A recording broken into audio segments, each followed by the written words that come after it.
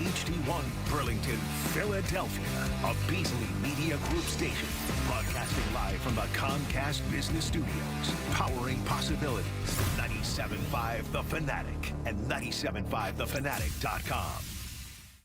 Now, the John Kincade Show. 97.5 The Fanatic and 97.5thefanatic.com. Snow's beginning to fall, so be careful out there. And I guess decisions will fall later today at the NovaCare complex when Nick Sirianni meets with owner Jerry Lurie and presents his plan. I wonder, PowerPoint? Maybe maybe handouts? He comes in with handouts? Here, I've printed out my plan for you? Or does he just start speaking? Knowing what I've seen of Nick Sirianni, I'm expecting him to just start blathering. Just start going on and on, round and round in circles to where at some point, Mr. Lurie's going to say, okay, I asked you, who do you want as your offensive coordinator? You've just talked to me for 10 minutes and you still haven't given me a name. I don't trust this plan coming down today. But I do believe I'm convinced that the mood is we get another year of Nick Sirianni. And again, I'm amazed listening to the players speak. How much talk is of culture, locker room, respect, energy. Yet everything about those same topics was a freaking disaster for the last month and a half to 2 months of the season. So all the things that the exiting veterans want me to hear about what Nick Sirianni brings to the table, what I don't find a lot of, and I scoured here, strategist, puts us in the best position to succeed, great X's and O's. It's more of he creates a great atmosphere to come to work, treats you with respect and everything. And I think Nick Sirianni should be applauded for that. I mean, because there are a lot of coaches that don't get that part of the job. So I'm not saying that that's not something that's admirable or otherwise. But if it's not secondary to you being a strategist, to you being able to take a loaded roster on the offensive side of the ball, I would say loaded, on the defensive side of the ball, better than average. And you get the most out of it. Or you get the most out of the coaches who you've then said are going to be the guys that are in charge of that. I'm not feeling it, let's just say, from what I heard from the veterans talking about Nick Sirianni's future. But I'm anxious today to find out what's going to go on. Brian Johnson had another head coaching interview. I can't imagine you're the Atlanta Falcons. Okay, we've interviewed Bill Belichick and we've interviewed Brian Johnson and we've interviewed Jim Harbaugh. Come on now. I mean, seriously. It's Belichick, Harbaugh, and then Brian Johnson? It doesn't seem like you know what you're doing. Brian Johnson looks like he'll be exiting the facility. But is he? Is there any chance he's coming back? Jalen Hurts made it clear that Nick Sirianni, it's a triumvirate of getting that information, and he tied himself to Brian Johnson. Again, whatever comes down today, don't be shy with your opinions before it happens. And mine is this. If Brian Johnson exits and Nick Sirianni doesn't, there will be issues with Jalen Hurts. I am just guessing. I am just surmising.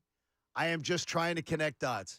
I don't believe that we're going to have a happy quarterback in town if that happens. Good morning, Bob. Good morning. You have any snow to navigate, by the way? No snow. This is, no snow yet. We're going to get 4 or 5 inches. Big deal. I can't believe all these schools are closed and stuff like that. And I had a high school coach text me last night. He's like, what the bleep is going on in this country that we're going to get 2 or 3 inches of snow and they cancel my basketball game today? Things have changed. Yeah. Let's put it that way. Yeah, things are going to change down there, too. Happy quarterback? I don't care. You don't? No, because is he happy? What? He's happy to have Brian Johnson there, but are you happy with the year you had? You can't be. You got if you have to change things in order for this football team to get better, that's a happy quarterback. So friend or not, it didn't work out, whatever it was. I'd be surprised if they keep Brian Johnson. I have come to the conclusion that it looks like they're going to keep Nick Sirianni, but maybe today's meeting proves differently. It did for Doug Peterson, but he was fighting for people's jobs. Yeah, and maybe Nick Sirianni does go in there and blows it with this meeting today. I don't know. Has Jeffrey Lurie made up his mind or not? I kind of commend him for taking his time.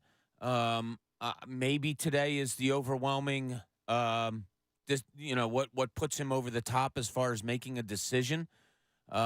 He wasn't happy after that loss. Oh no.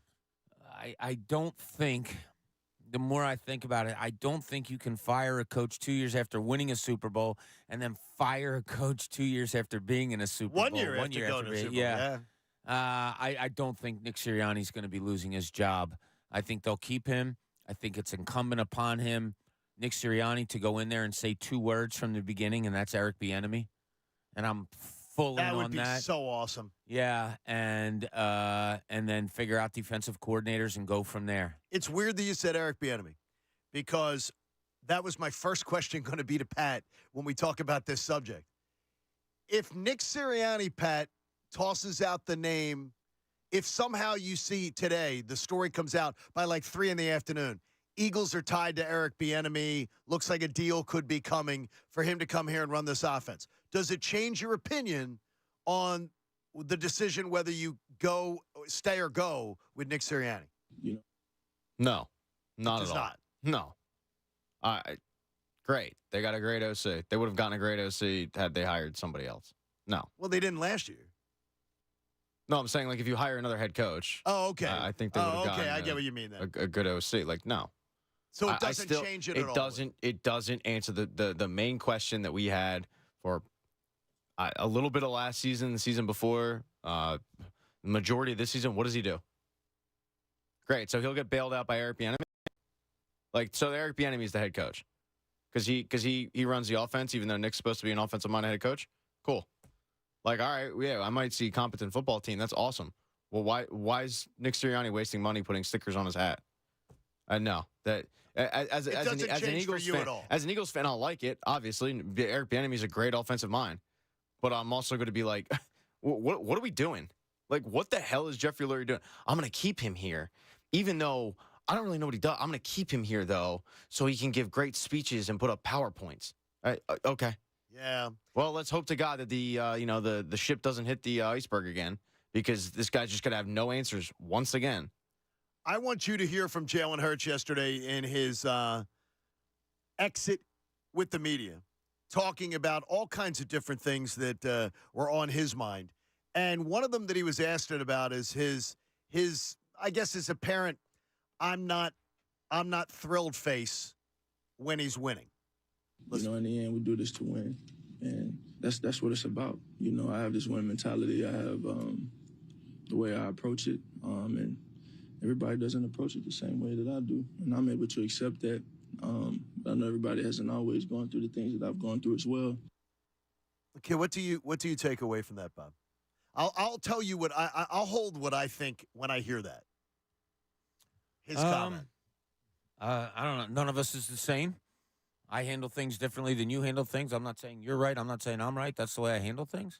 I don't know. I didn't really... It sounded as if he's sort of also, to me, when I hear that, not everybody approaches winning like I do. To me, I take that as a slight. I take that as I have an intensity about me. You're questioning my intensity. You're questioning do I ever look pleased? Well, not everybody handles winning like I do. I look at that as more people should be doing it like I do. It's weird. You can hear the same thing and think, Pat, where do you fall on that when you hear him? You don't take much of Hurts, what he says, and even put anything to it. Jalen Hurts has become the teacher in Charlie Brown to me. And it doesn't matter what he says. It is wah, wah, wah, wah, wah, wah, wah, wah, wah. The dude is a robot.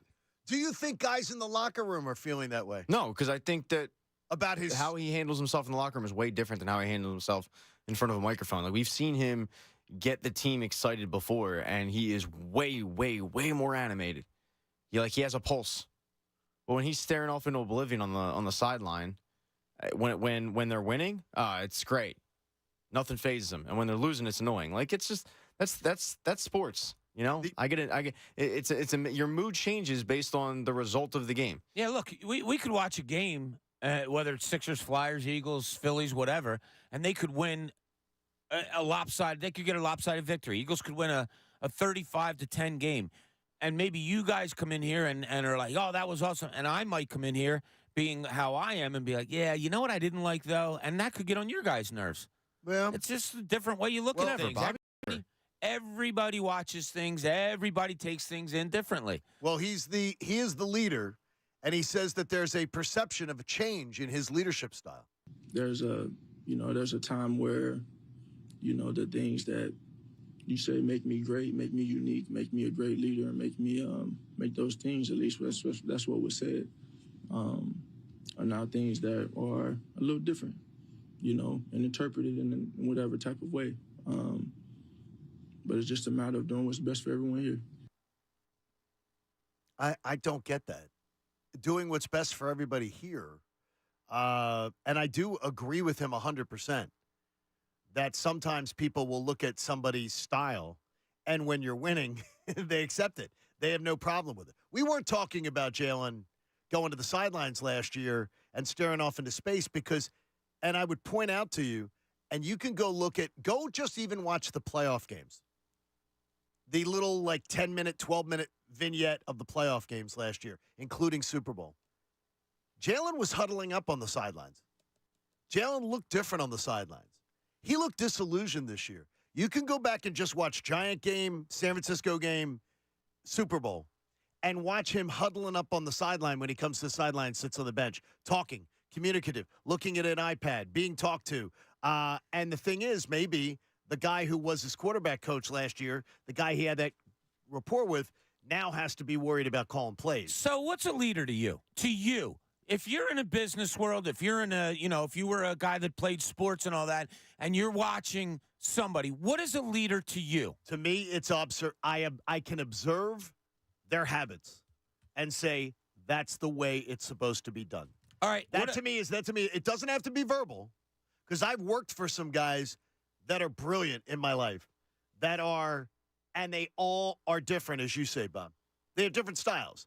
But one thing consistent with all of them, if I just watch them and don't listen to them, sort of like Pat wants to do, watch, don't listen, don't hear what they have to say. The consistency is, if I just observe how they go about their business, that's how I should be doing it. That's leadership to me. To you. Yes. Exactly my point. Great that's your outlook and all. That's not for everybody. See, this is why leadership to me is so overrated.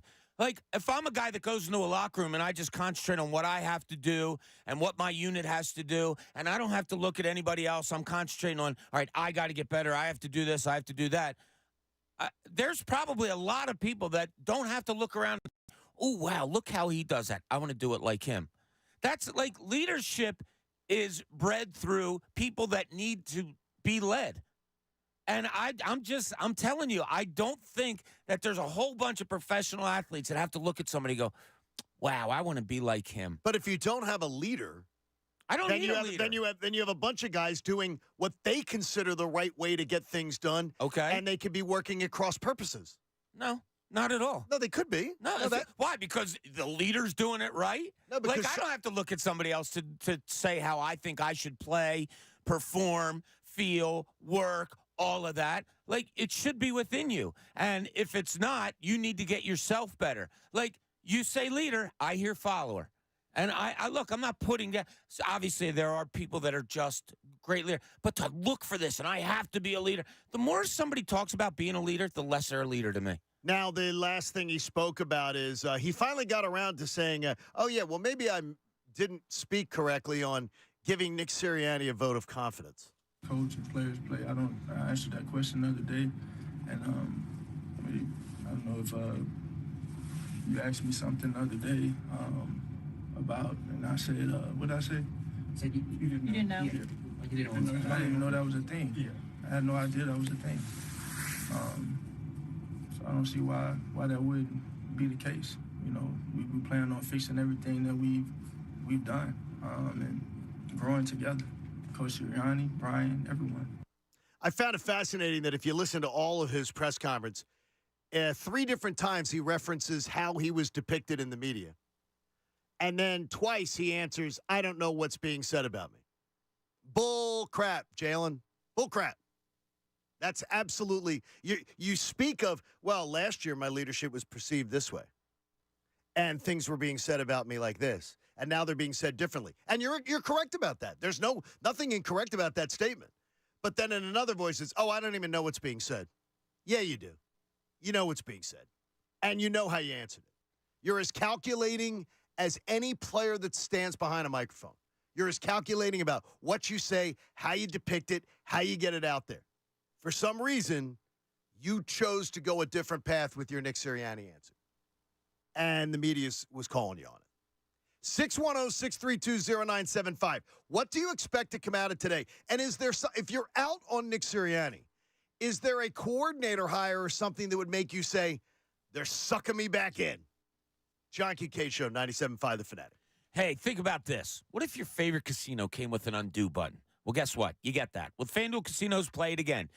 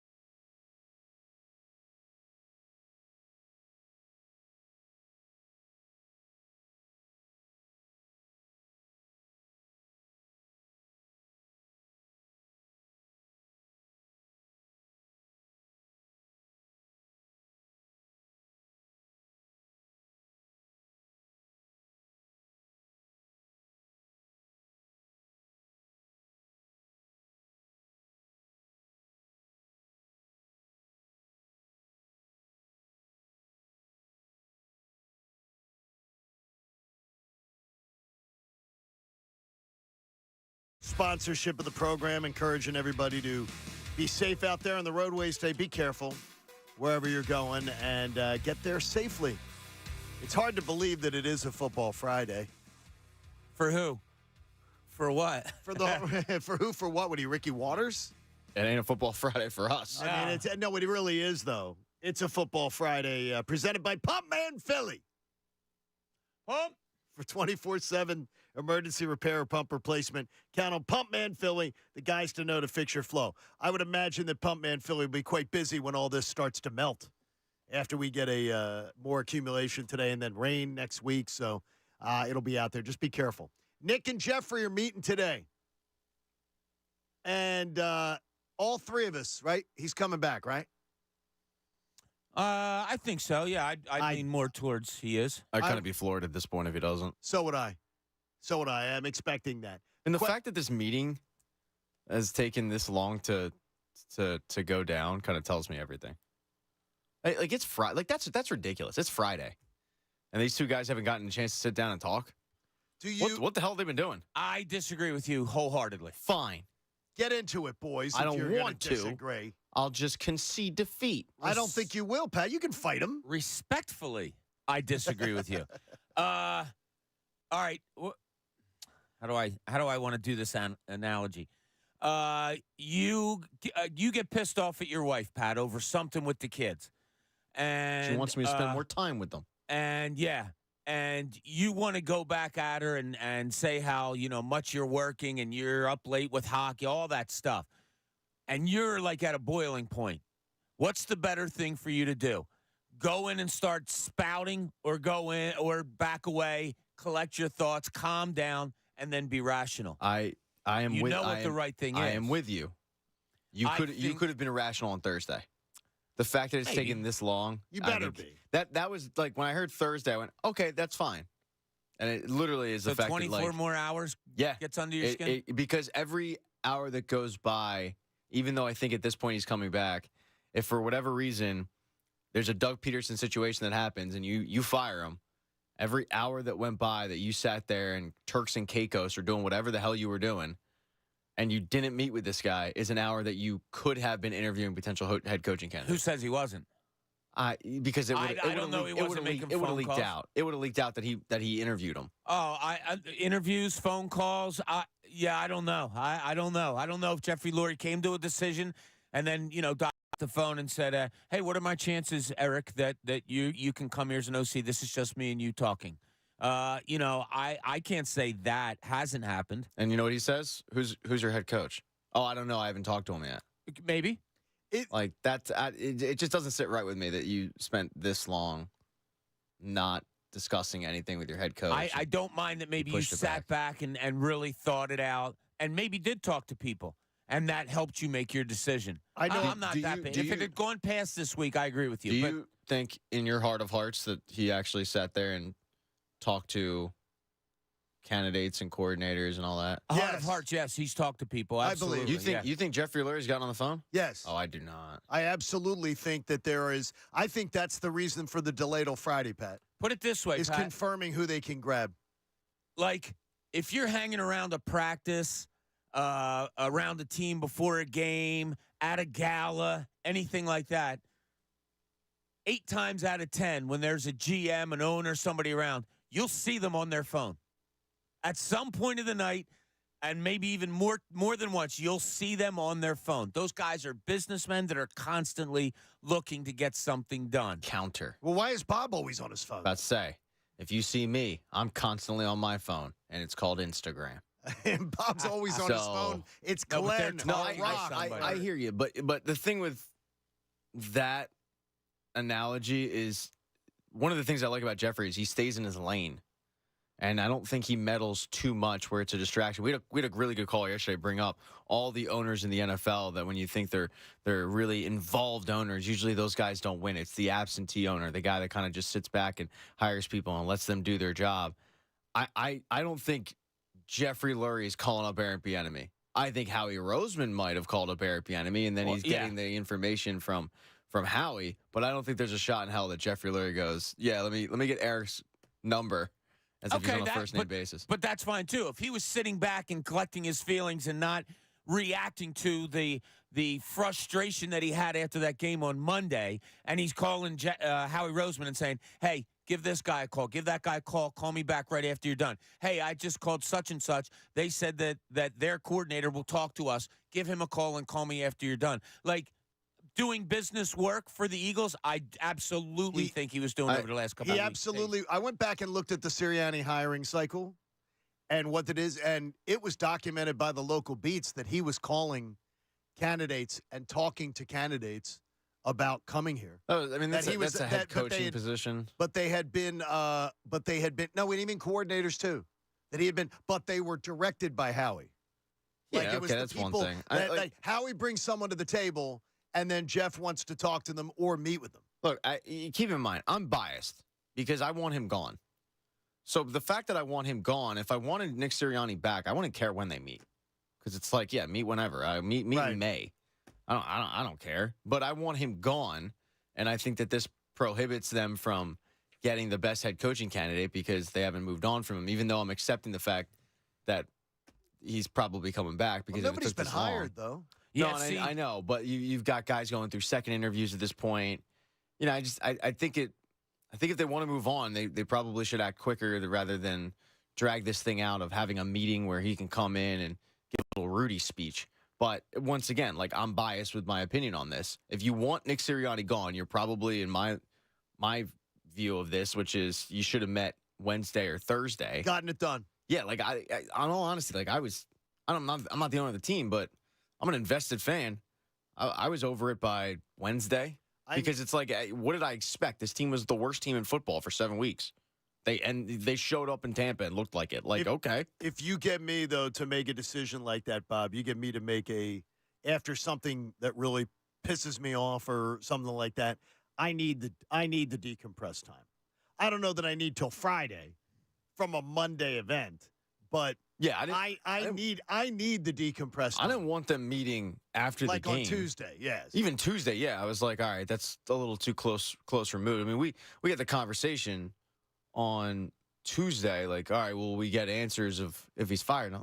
No, like, that's you're too close to it at that point. But you know, it's two different opinions. If you want Nick Sirianni back, you don't care. If you want him fired, you're probably pissed off like I am. Great stuff from Steve Weiss yesterday on NFL Network talking about the fact is the number one reason why a lot of these coaches don't, at the end of the season they get fired, it takes a few days, is because they have to know that they got a good chance to land somebody better. They have to do their due diligence and say, who's out there and who's potentially interested in my job of the candidates that we're interested in. And I don't know who I think they looked at this crop of coaches and said, nah, they're not going to give up control to Jim Harbaugh. They're not going to let Jim Harbaugh come in here, and I believe it's because of the Lurie-Howie relationship. They're not going to demote Howie. They're not going to give Howie less power. And I think that, again, that limits the pool of who you could potentially bring in here as a head coach. Perhaps, maybe. I don't love that. If you're getting a better head coach or someone that you think can really take you over the top, circumstances be damned.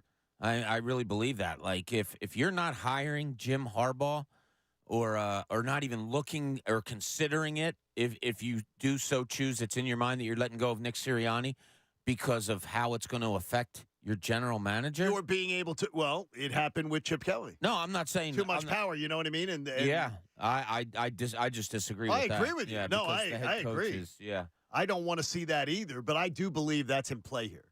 That is part of the equation of what's in play. And again, I just go to it that is the defenses of Nick Sirianni from his players in their exit interviews, in their interviews at their locker at locker cleanout. Go! Just you can pull up any one of them. I'm going to let you hear some of them more in the course of the show. The defenses are not about him as a strategist, not about him as an X's and O's guy, as a guy who, boy, man, he gives us an advantage on game day. Man, when we know we're going in with a Sirianni game plan, we are absolutely loaded for success. It's all about what kind of a good dude he is. And that's again, it's admirable, and it's something that is better than not having, but you don't hear the Man, we are in the best position to win when Nick Sirianni's leading this team. He has a game plan that we come out with. We trust it. We think it's all about what kind of a nice guy he is. I don't care like that part of it. That's secondary to me. He's a football coach first. Bill Belichick doesn't get that in exit interviews. He didn't get that when he retired after 24 years. The same like level of man, boy, Bill. They talk about Bill as, boy, what a winner. What a winner, man. To get to play for him, what a respect it was. He had us prepared. Boy, he worked us hard. Look, these guys are professionals. They know how they want to win football games. If they weren't for Nick Sirianni, if they didn't want him to be back, they wouldn't be saying anything. Yeah, they talk about what a good guy is, all that stuff. That leads to we can win with him. I mean, it just does. They're not, you're not going to lie. I mean, all right, yeah, he's a good dude. He's a player's coach, all of those things. If I didn't want him back, if I didn't want to work with him and for him, whatever, I'm not sitting there gloating about anything about him. See, I don't believe, Bob, I think, again, this is where I think you are different than people. I don't believe that the average person is going to be asked a question with a microphone in their face or a camera in their face and be willing to say, yeah, here's the real story on Nick Sirianni. But that's what you're asking for. Yeah, we weren't prepared. You just got done saying you want them to say, oh, he's not a strategist, he's not this. You say constantly, I want them to say that. No, why but didn't if they say that? What they believe in with the guy, they can say. It's not hard. They did. To just say. They believe that he's a good guy and that he's a player's coach. But it doesn't say anything about him as what I need him to be. He needs to be what you need him to be. Yeah, I need him to be a great. If I'm hiring a guy to be my football coach, first and foremost, I don't need him to be a great guy. I need him to be a fantastic football coach. X's and O's, preparing the team, those type of things. That's what I need the most. If I'm the owner, that's what I'm hiring you to do. I'm not hiring you to come in here and be a good guy. Look, if Jason Kelsey and Fletcher Cox and those guys didn't think they could win with Nick Sirianni as the head coach, you think they're coming out and saying anything positive? That's their lives. That's their livelihood. They want to win. So they're not going to come out and say good things about a guy that in the back of their mind they think sucks and isn't a good head coach. They're not. These guys, first and foremost, want to win. They want to win championships. If they're looking at a guy and they're saying, nah, this isn't the guy, they're certainly not going in front of a camera and saying, yeah, he's a great guy. Love him. Hope he's back. Where was this fire last week when they needed it? The last 7 weeks when they needed it. What fire? Like the fire that they want to win. They want to win. They're just designed. They look like a bunch of sad sacks, and they got called out by executives around the league. They got called out by people that are on the, being guested on TV. Troy Aikman tore them apart on Monday night for their body language, for their lack of intensity, for their lack of caring. Yeah. That they looked like they were not even in. It was 3-0. And he said both sides of the ball look like they are not even interested, or along those lines. They are not. They're just not. They're just not enthused. It was 3-0 when he's saying that, and he could see it. And he's a guy that can look at it. I want to know where that fire was, because that's personal responsibility, and some of that is all being hoisted on Brian Johnson. It's being hoisted on Matt Patricia. It's being hoisted on Nick Sirianni. The players, there's a little personal pride too. You can go up and show up and give your best effort and look like you're ready to punch somebody in the throat to try to win. I don't know the reason. Yeah. Like, it looks like they checked out. But at the end of the day, are they checked out for the rest of their careers? No, they want to win. This season, I don't know where it went. I don't know what happened. I put a lot, I've said it before, I put a lot on coaching, that these players just thought that the coaching wasn't good enough and they were put in the wrong positions and all of that stuff. But no, at the end of the day, they couldn't stop this slide that they were on. But at the end of the day, these guys want to win. That's all they care about. They want to get back to that Super Bowl. They want to win that Super Bowl. I don't think they're masking, like, in the back of their minds, yeah, this guy is not in as a head coach, and then coming in front of a camera and saying, yeah, he's a great guy. I love him. I hope he's back. I agree with your theory. I didn't see it Monday night. If these guys just want to win, it's all they want to do is win. You could take personal responsibility and go out there and fight your ass off to try to win a playoff game, and they absolutely showed up at a game where they could have advanced against arguably the worst opponent you could have faced in the postseason, and they came up with nothing. And that's how I look at it. I look at Monday night as a disgrace for this franchise. It was a disgrace. It was a disgrace. Not just Monday. The last 7 games were disgrace. No, yeah, everything you said. The accurate. Giant game too. It was embarrassing, and it's one of the reasons I want him gone. But I think for some people it might be tough to differentiate. I like the guy. I think he's good.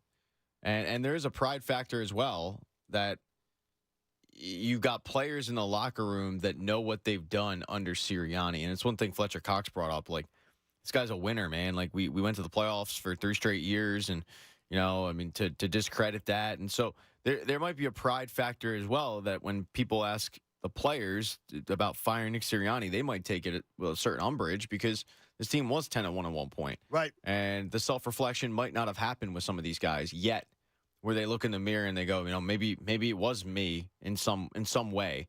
Do I think it was? No, I think it was Sirianni and company. I think it was Sirianni and Brian Johnson and Matt Patricia and Stupid Pencil and Sean Desai. Like, that's what I put the blame at. But ultimately, they might take offense when they're asked about the head coach getting fired, because they don't see it like we see it, because they're too close to it. I would, yeah, and that makes a great point. And Bob's points are great about no, as they're far as horrible. what these guys want. Now you're Fletcher Cox, and you're sticking up for Bob when he makes a bad point. That's a good point, what I would say is that if you had a bad editor at the Daily News, if you had a bad boss at the Daily News, you had a bad boss here at 97.5, you had if it affects your personal performance. If it affects you coming to work and you come to work with a bad attitude, disinterested and everything like that, that's on you. That is on you. You are not a professional, in my opinion. You have to overcome sometimes a crappy boss, a crappy experience, a crappy workplace environment. You can control you. But they didn't. These veterans didn't on this team. We're talking about two different things. You're talking about on their field performance. I'm talking about what they said in the microphone. No, I got you. But if they want to win so bad. But if somebody came to me and said, hey, what do you think about, your bosses or your editors or whatever, I'm not going to, they're great people, love it. I hope they're back. I'm not. I'm not. With a microphone in your face, though, would you say? No. No, but you could say, I think most people, Bob, they would say something different behind a closed door in a meeting with Howie or Jeffrey Lurie. Well, then I wouldn't say anything. So you would not even comment. You'd be Jalen Hurts. Trust me, I've been around enough players that when I bring up something that they don't want to talk about, it's... What do they say? Nothing. They just shake their head at you? Not going there. And that's You're not on the record. You're not luring me down. I mean, but look, do players are players. They're athletes. They've played football, basketball, baseball all their lives. Players are players sounds like what they are. Jalen Hurts quote. Yeah. You put a microphone in front of them, they're not professional, speakers. They're just not. Some are really good at it. Some aren't. I know that I had to get comments from players all the time with the full understanding of, look, you weren't. I may not get a lot. You didn't. Yeah, exactly. So, I think a Kelsey, a Fletcher Cox, guys that I view as pretty smart, if they didn't have something nice to say about Nick Sirianni, I don't think they're answering in the microphone. I believe, though, the veterans on this team are getting a free pass. I think there are so many people to throw rocks at about how the last 7 weeks went. But the way this team checked out, to me, you get to control how you come to work. You get to control, and you have to overcome crap sometimes when you're in your job. And to just check out like that. Troy Aikman's commentary on Monday night was perfect. And by the way, he was talking about all of them. He was talking about the effort. He was talking about the interest level. He was talking about the body language. That's on all of them. And if you really want to win and you're a professional and all you want to do is win, then you didn't show it Monday night. And I think that's one thing where, as we get closer, everything has been about the coaches this week. And I think that there's some dynamic that was at work Monday night that I don't know about. I don't know what it is. Maybe Andrew DeCecco will have some insights on any theories he could potentially have. But if you check out because you got a bad boss, you check out because you don't like a policy at work or something like that, that's on you in my mind. And to me, that's another thing of leadership. Yeah, I never give up. You never give up. But if they have me come in here from 6 to 10 a.m. and they give me a microphone that doesn't go on, sometimes you're just at a loss. Like, what am I supposed to do? This mic doesn't work. You want me to be on air, but you're not giving me the equipment to succeed to be on air. I have a feeling that the players, I'm not saying it's right, but I think it was overwhelming that they're just like, what are we doing here? You're telling me to line up on the left hash when they're throwing at the right hash all the time. I'm going to move over to the right hash. Some of them do, some of them don't. You're screwed. I just think there was a total disconnect, and this organization was lost over the last 6 weeks. And that would play right back to a bow to what Pat's been saying and where I've been leaning. and you're going to bring back the head coach. You're going to bring back the guy that supervised all of it. And to me, that's a really, really strange thing to do. Hey, the first move that you need to see, Bob wants to know what it is. John Kincade Show, 97.5, The Fanatic. I love the BetParks app, and I love that they're the official winning partner of the Philadelphia.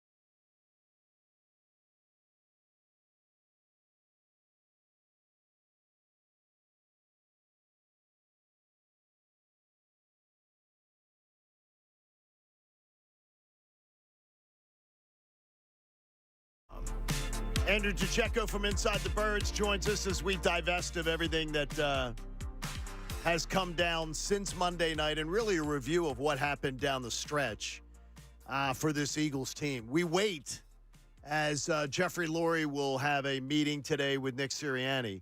And I asked Bob off the air, do you think it's a meeting with Nick Sirianni and Jeffrey Lurie, or do you think it's a meeting with Nick Sirianni, Jeffrey Lurie, and Howie Roseman? I think Howie will be involved in, maybe there's a point where he says, let me just have Nick for a little bit by myself. But then once you decide to move forward, if it is with Sirianni, if as Jeffrey Lurie's meeting with him and he says, all right, we're going to have you back. Let's talk about the future. Howie, come on in. Yeah, one of those deals. We talk about excuses and reasons, and I think that those are two very, very different things. And I wonder if Nick, in his defense, will say, look, there were some roster decisions that were made that I didn't make that actually hampered my team big time this year. Or does that seem like you're throwing rocks when you're being questioned? Because I don't think it's an excuse. I think it's a reason that part of this reason that this season fell apart. Yeah, there wasn't great decisions made as far as personnel goes. Yeah, and mostly on the defensive side of the ball. Sure, but it's not just being brought up now. So you think it's already been brought up? God, yeah, these guys no, but I mean because I would think that would make these guys are in the same building all the time, all day long throughout the whole season. There's not a topic you and I could bring up here about football that they probably haven't talked endlessly about. I mean, it's not like Howie goes into his office, Jeffrey goes into his office, and they just sit there and they go over things and, and they don't talk to each other. I'm like I told you yesterday, general managers and coaches, when I was covering teams, are together all the time. And, I mean, like, so if Nick's think they don't talk all the time? No, but if Nick's pointing fingers at Howie and saying, look, dude, look what you gave us to work with on the defensive side of the ball. Well, like I said, that's an end-of-the-year discussion, and now that's discussion to be had. Now, that happens during the year, or does it? No, because during the year, a coach is like, he's what difference does it make? That's why I said to you last week, the Howie Roseman conversation happens in the offseason. That's what it is. See, unless they're talking about, hey, Nick, I'm trying to get you something here. What do you need? Well, we could use a linebacker. Yeah, those things probably go on during the season. But to complain about or speak about what they have and what they don't have during a season, nah, I think that's way low on the list of conversations. Even like the linebacker issue, right? Like you can point fingers and go, well, that was Howie. There's positions in every single football team that if the football team loses the starter, there's just no depth there. Unfortunately for the Eagles, that position was linebacker. Because of the cap, right? Yeah, I mean, they just, they tied up money elsewhere, and they knew what they had at linebacker, but they also knew that if guys got injured, they were screwed. Unfortunately, everybody got injured. I mean, Zach Cunningham was injured a lot. Well, they didn't get him till August. I understand, but, like, he was injured a lot, right? He's supposed to be he's injured. Nakobe Dean was on IR twice, didn't finish the season. Like, you take that into account, and I don't think it happens either. I don't think Nick Sirianni's coming to point fingers, but if he does, and I'm Howie Roseman, I go, oh, dude, like, we got Shaq Leonard. Like, it's not like I didn't address it. It's not like I sat there and said, this is fine. We did make moves to try to fix it. They just didn't work out.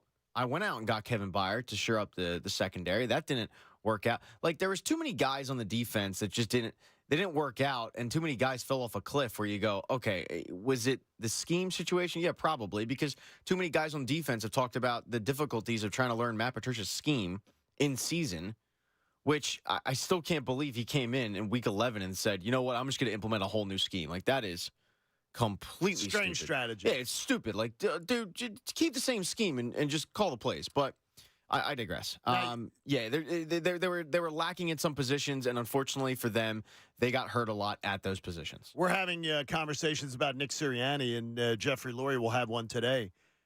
Do you believe that there were any conversations that Jeffrey Lurie had about Howie Roseman? Zero. I don't believe so either. To Other whom? than what did he want for lunch? I don't know. Who would he talk to? Because he can't talk to his GM about his GM. But if he didn't have a conversation about, is this the right GM to move forward with? Is this the right GM that I'm, it's. I would at least think everything would be under review when something collapses like this. Sure. Personnel was a big part of it. Yeah, and this perception that the two of them are tied at the hip or whatever, yeah, that could be, and there has been a lot of success since Howie has taken over. But yeah, I mean, like these guys don't know these guys know the obvious far better than we do, and yeah, that's a sit in the office, feet up, and like, damn, did we overlook this linebacker spot? Like, we're getting killed there. N'Kobe doesn't seem to be it. He can't stay healthy. Like, those are conversations that are probably had 1,000 times a day between the two of them. No question in my mind. 7 o'clock hour is brought to you by the Bet Parks app, the official winning partner of your Philadelphia 76ers, who are, again, 5.5-point favorites tonight in Orlando. You will hear that game right here on 97.5 The Fanatic. So they got out before the snow, so they will be enjoying a back.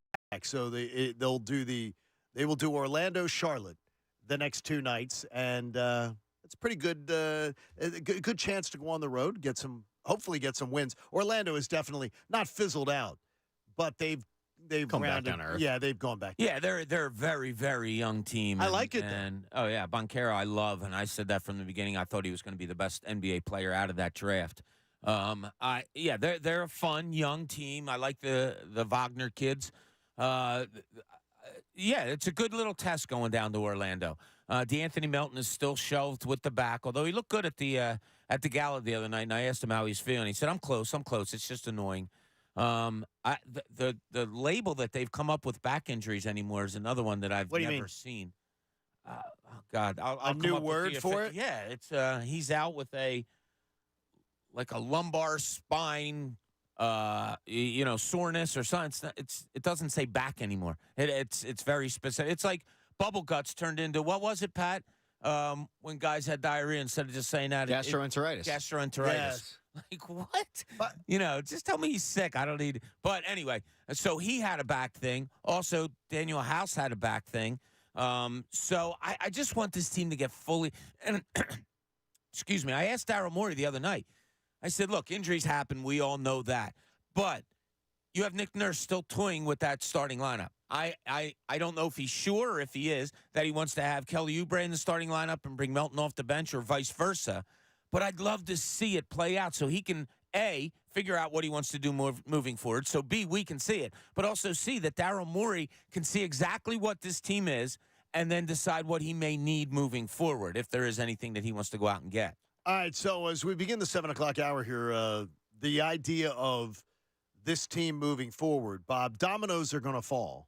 And you wanted to ask a little bit of a question about it because, fans are going to have their own agendas about what they want to see done. Pat's not going to get his wish. He's not getting a new – I don't think he's getting a new head coach. But all right, let's put that out there. Let's say the head coach is staying. Let's say that's what comes out of this meeting today. Jeffrey Lurie gives him the assurance that, look, you're not going anywhere. But what's the first move that you guys need to see and try to be specific on it? Brian Johnson, thank you for your service. Absolutely, not even there's not a no hesitation. Not a hesitation because we know we're getting a new I know I'm getting a new DC. There's no way they're gonna say, "Oh, Matt Patricia just needs another year." I don't believe that'll ever be the answer. So my answer is what I think is more desperate. You are loaded on the offensive side of the ball, and you didn't act like it, and you didn't look like it. So that'd be my first. Okay, Pat, you're Jeffrey Lurie. You have just had the conversation. Yes, you were Jeffrey Lurie yesterday also, weren't you? No, I was Lurie. No, he was Howie. You were Howie. All right, today you're role-playing again, Pat. I love role You're play. Jeffrey Lurie. You already told Nick Sirianni that you're staying. What's your next move, Pat?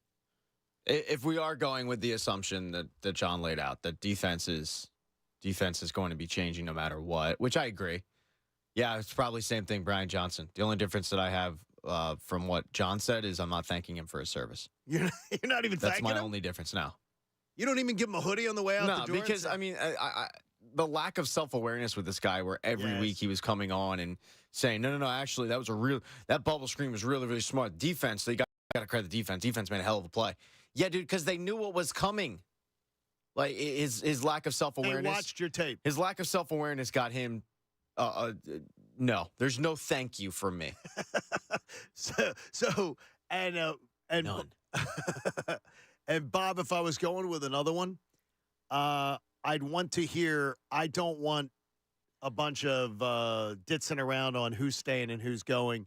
As far as I'd love to hear from, it appears, and we'll hear more from Andrew DeCecco because he's down there seeing the exit interviews and being a part of them.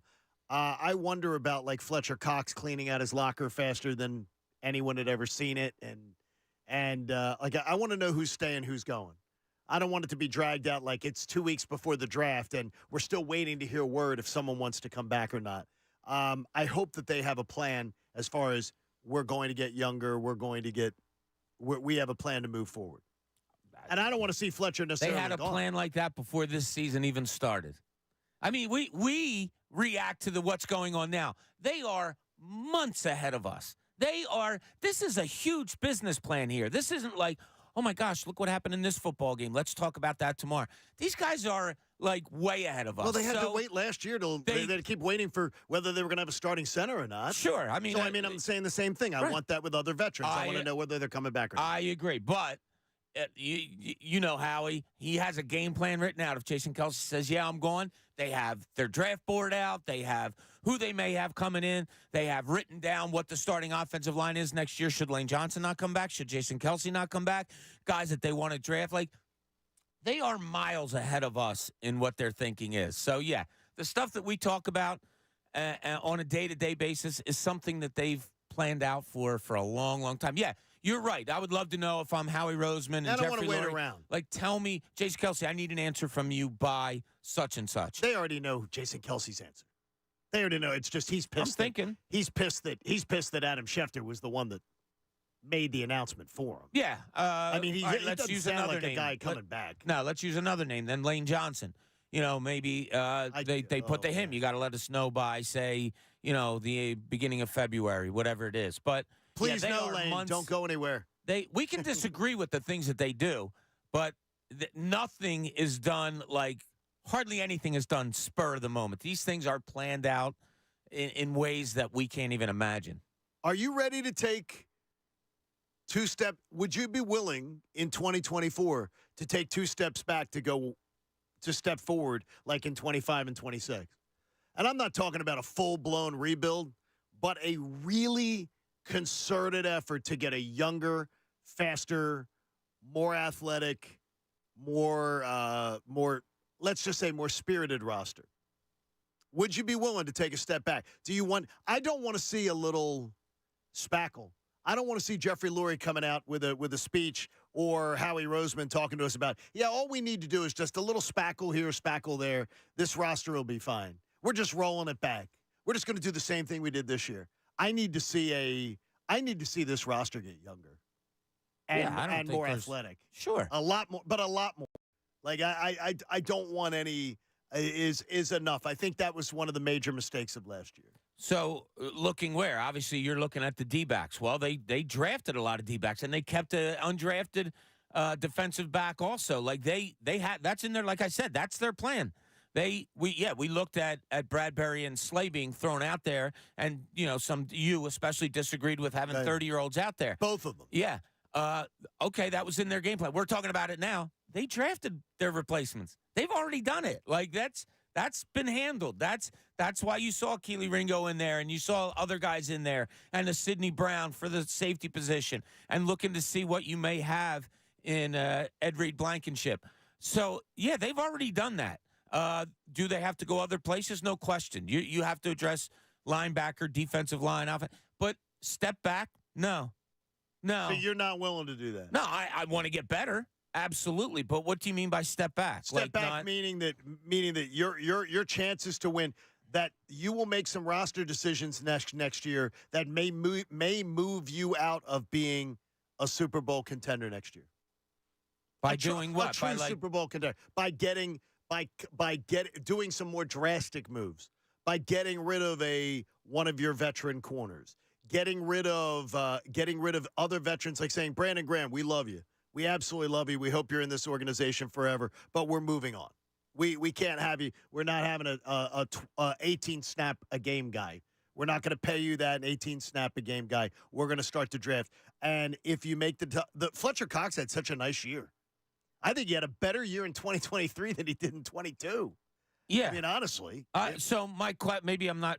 My question is, what do you mean by step back, though? Well, I would think if you lose Cox, Graham, even Bradbury, you're going to have the learning curve of throwing somebody in there as a youngster to be your starter. That you're going to have games where they're going to struggle. They're going to be picked on. They're going to be, an opposing quarterback is going to pick them apart.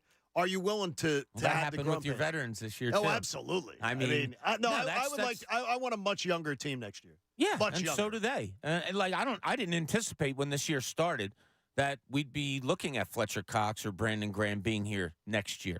I didn't, and I'm okay with it. Thank you very much. Nothing against them. We love them all of that stuff. But yeah, Fletcher Cox performed nicely as a backup, defensive lineman. That was very nice. He's 30-something years old. It's always time to move on, and I don't think that's a step back.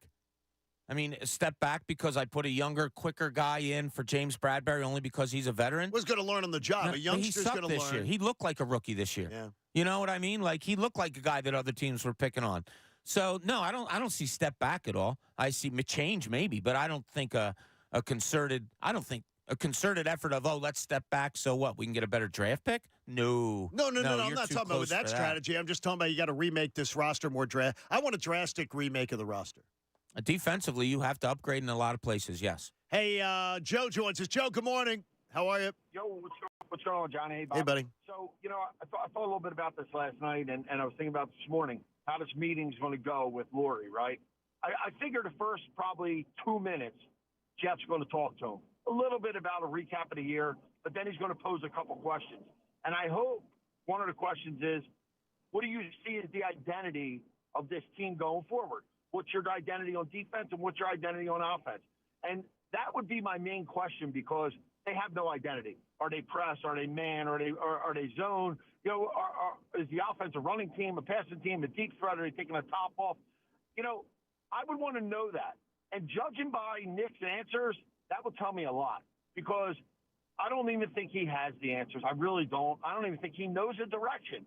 So, what I look at is this meeting is going to leave Jeff. If I was Jeff, it would leave me with more questions than answers because I don't think Nick has any answers.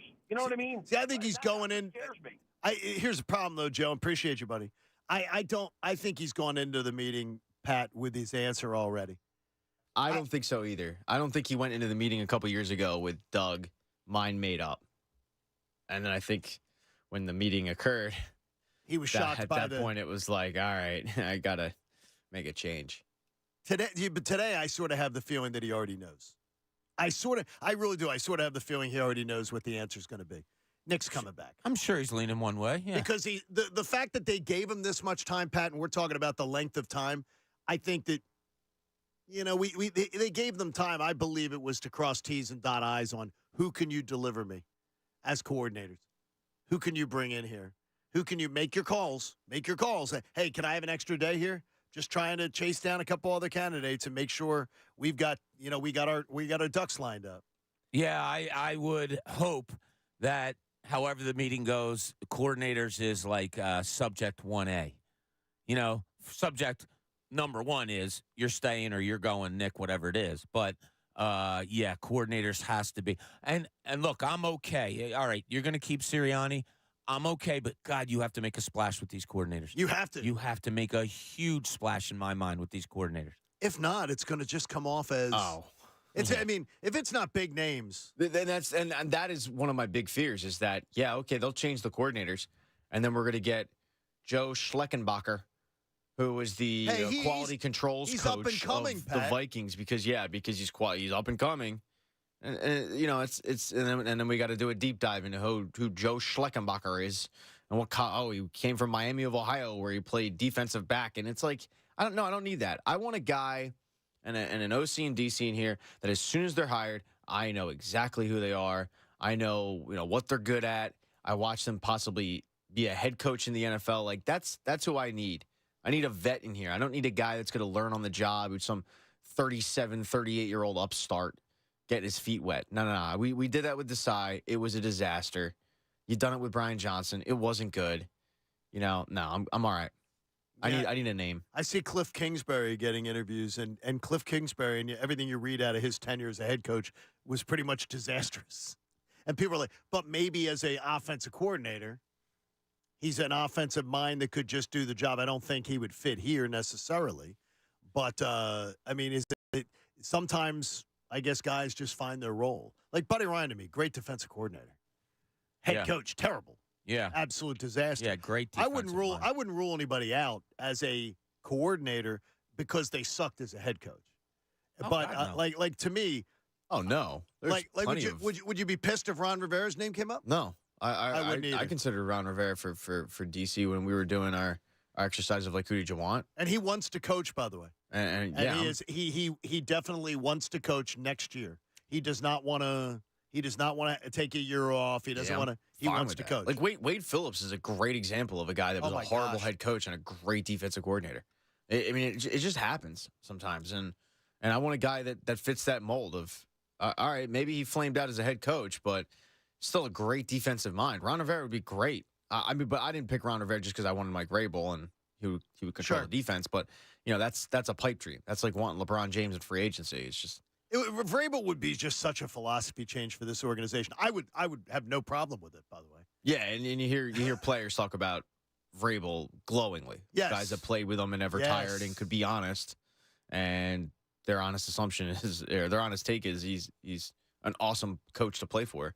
And he'd also be, his philosophy change. It would be a tougher training camp. It would be a mindset.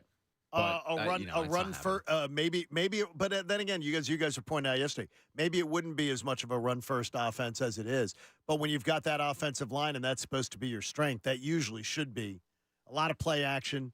And I guarantee you, there'd be times where Jalen would be under center.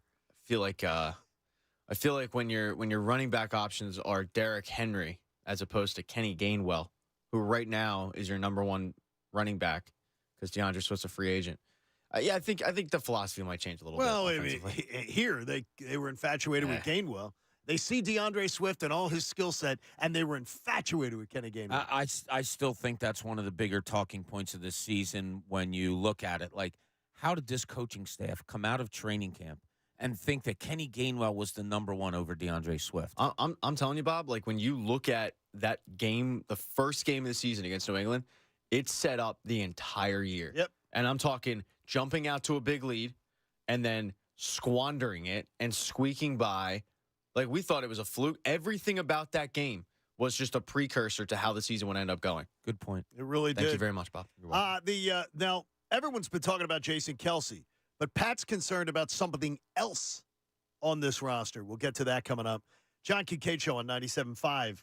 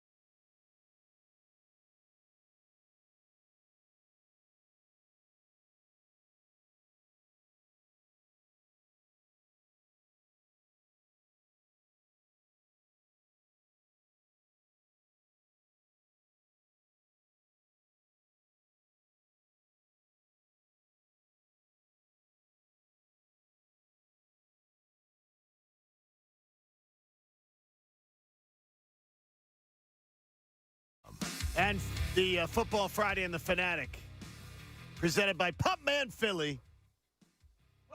There you go.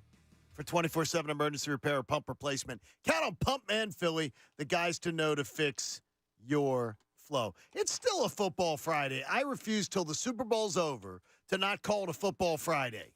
But our bosses say it's a Fanatic Friday, John. It's still a Football Friday. No, it's not. Yes, Fanatic Friday. Well, I don't know about you.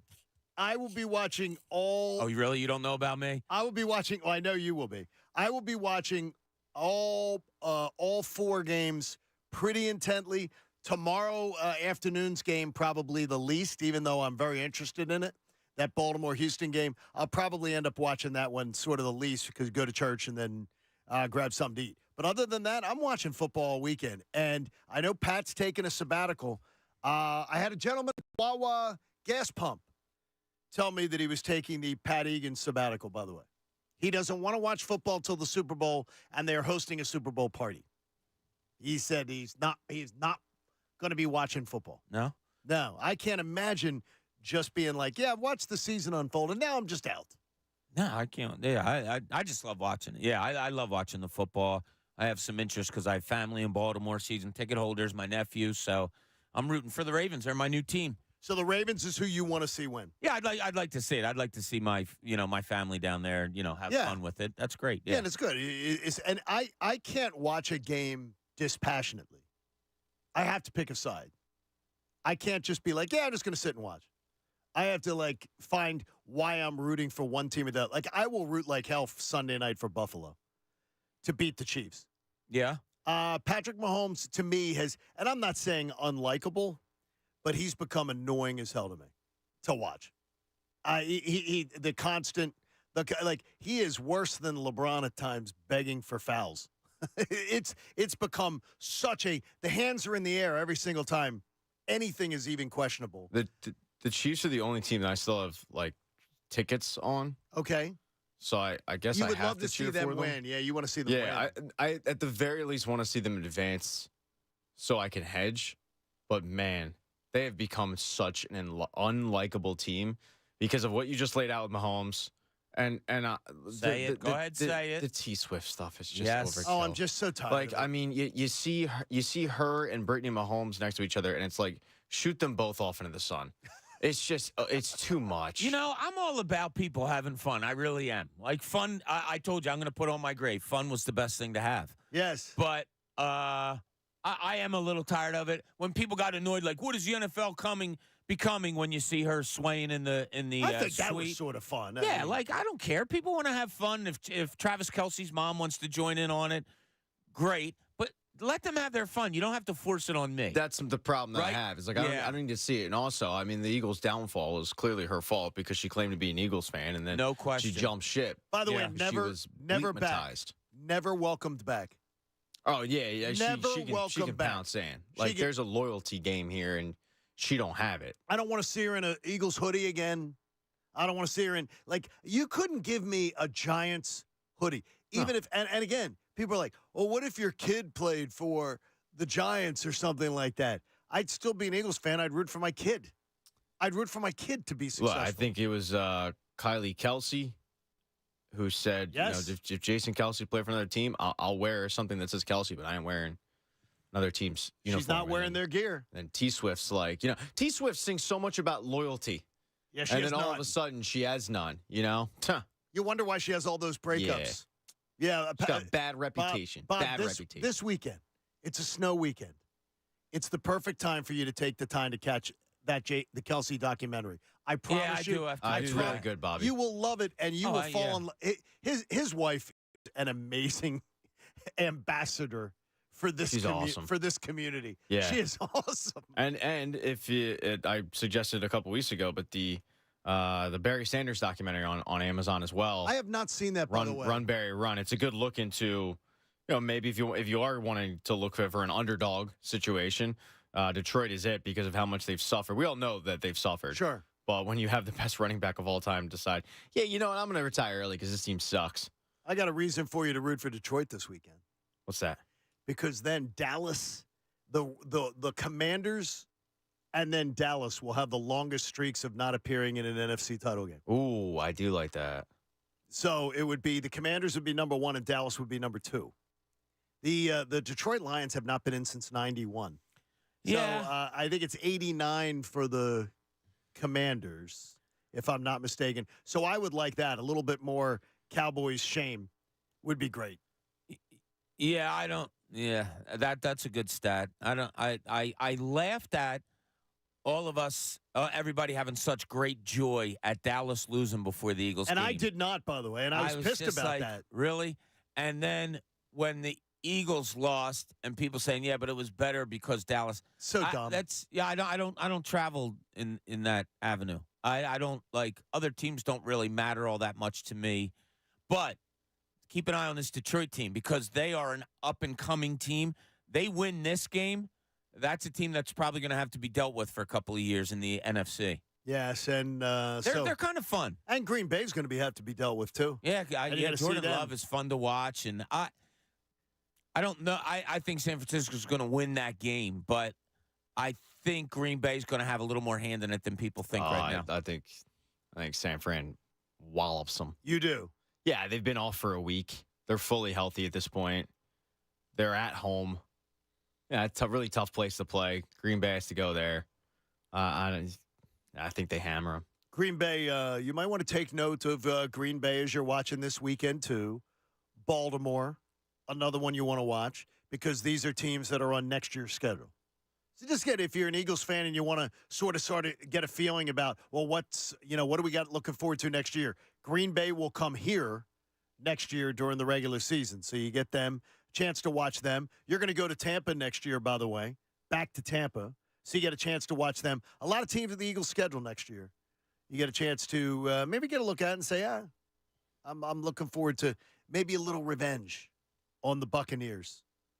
That was embarrassing. That was so embarrassing. Yeah, I can't believe how many players in Tampa, if you go to Tampa coverage, how they were shocked how easy it was. I hope that Really? Eagles. Unfortunately, unfortunately, I don't easy. think many Eagles fans were shocked by how easy it was. No, we weren't watching it, but just like we expected, it was exactly as we expected. That seemed to be a talking point out of their locker room. It was exactly what we planned for. Our coaches had us totally prepared. What we prepared for, that's exactly what they said with. bubble screens, and we saw bubble screens. Man, just a awful, awful turn of events. All right, the Jason Kelce thing. Pat, you don't actually believe he's not retiring, do you? You know what? Where are you at? Let me dream. Let me dream for a second. Because every day that goes by, I think there's a little bit of glimmer of hope. I do. The initial report from Adam Schefter goes out there, and it says he's retiring, and everyone went, yeah, okay, that tracks. Makes sense, crying on the sidelines. But this is a guy who's pretty calculated. Spent a lot of the offseason last year contemplating the decision. Ultimately decided to come back, but it wasn't a spur-of-the-moment thing. I know what he said to his teammate. We've been told, obviously, from Adam Schefter, and Jeff McClain reiterated it as well, that he was telling teammates that's probably it, last game. But as we talked about earlier with Jeffrey Lurie making a rash decision in the moment, I think when Jason Kelce went on his podcast and said, look, I think making a decision right after a game is kind of foolish because you're in a certain emotional state. I'm going to sit back and decide this thing. I put the chance of him coming back at like 3%. But I think there is a chance that maybe a month down the line he goes, yeah, all right, I can do it again. You're more concerned, though, about something else. Yeah, you mentioned him earlier, Lane Johnson. Oh, we've not even talked about Lane Johnson. Like, you talk about Fletcher Cox not coming back.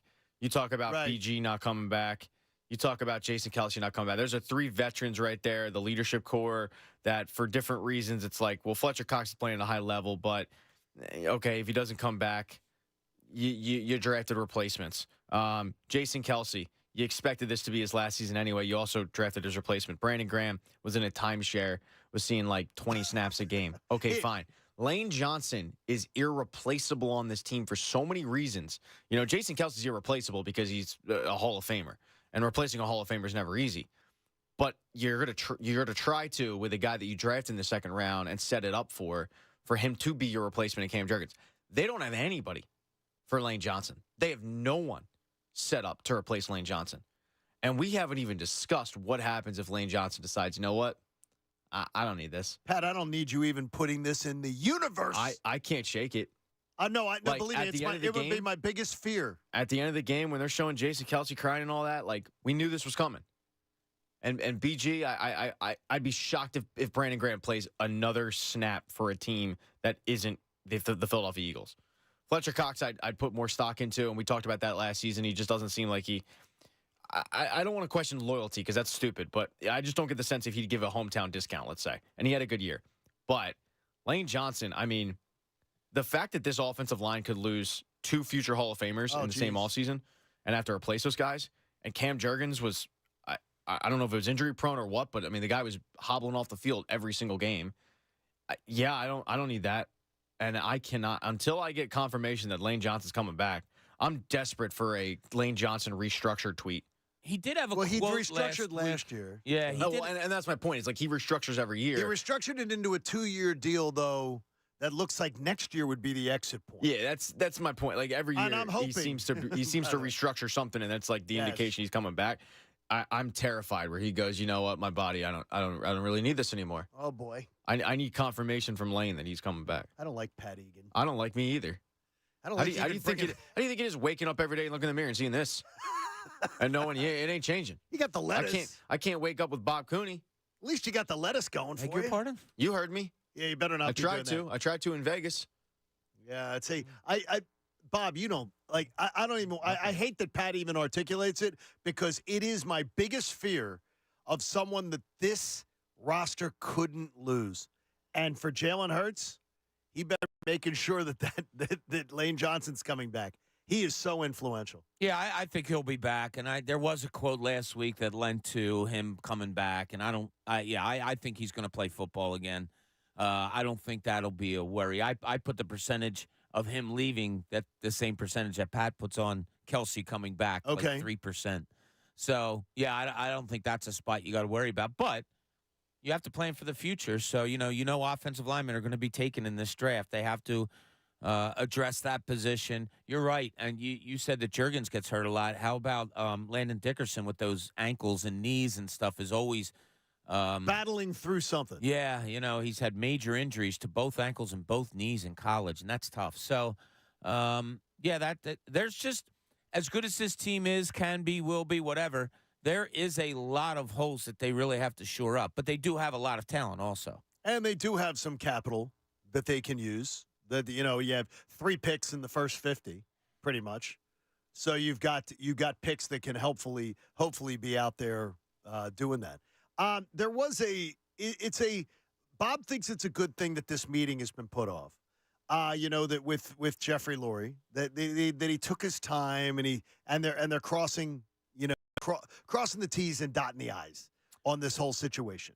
That Mr. Lurie not being impulsive, because I think as fans we get impulsive. I know I cannot make decisions like that impulsively I will probably make the wrong one.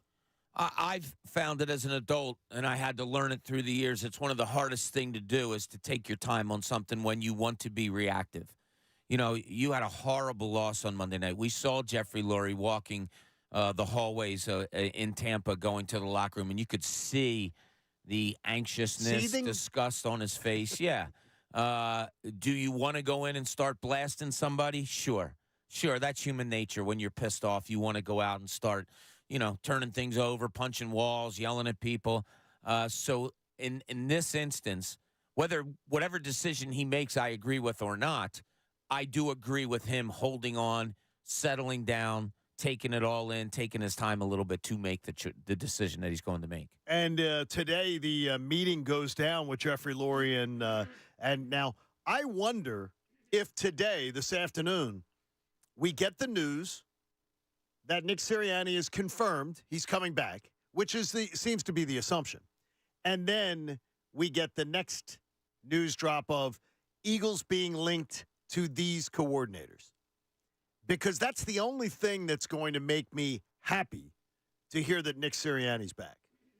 Is that if I start hearing the names that are being tossed around as the coordinator hires. Maybe they even have a coordinator hire who's part of it. They name one side of the ball, gets named today.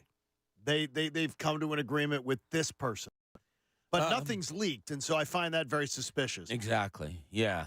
Nothing's been leaked about. But coordinators, do you hear a lot about coordinators being talked to? Well, I'm hearing who teams are talking to as far as coordinators. Especially when there's this many head coaches. I've seen a bunch of head coaching. You know, we hear about the interviews and all of that. Yeah, I haven't heard any coordinators bandied about with the Eagles so far. I don't think anybody's reported anything.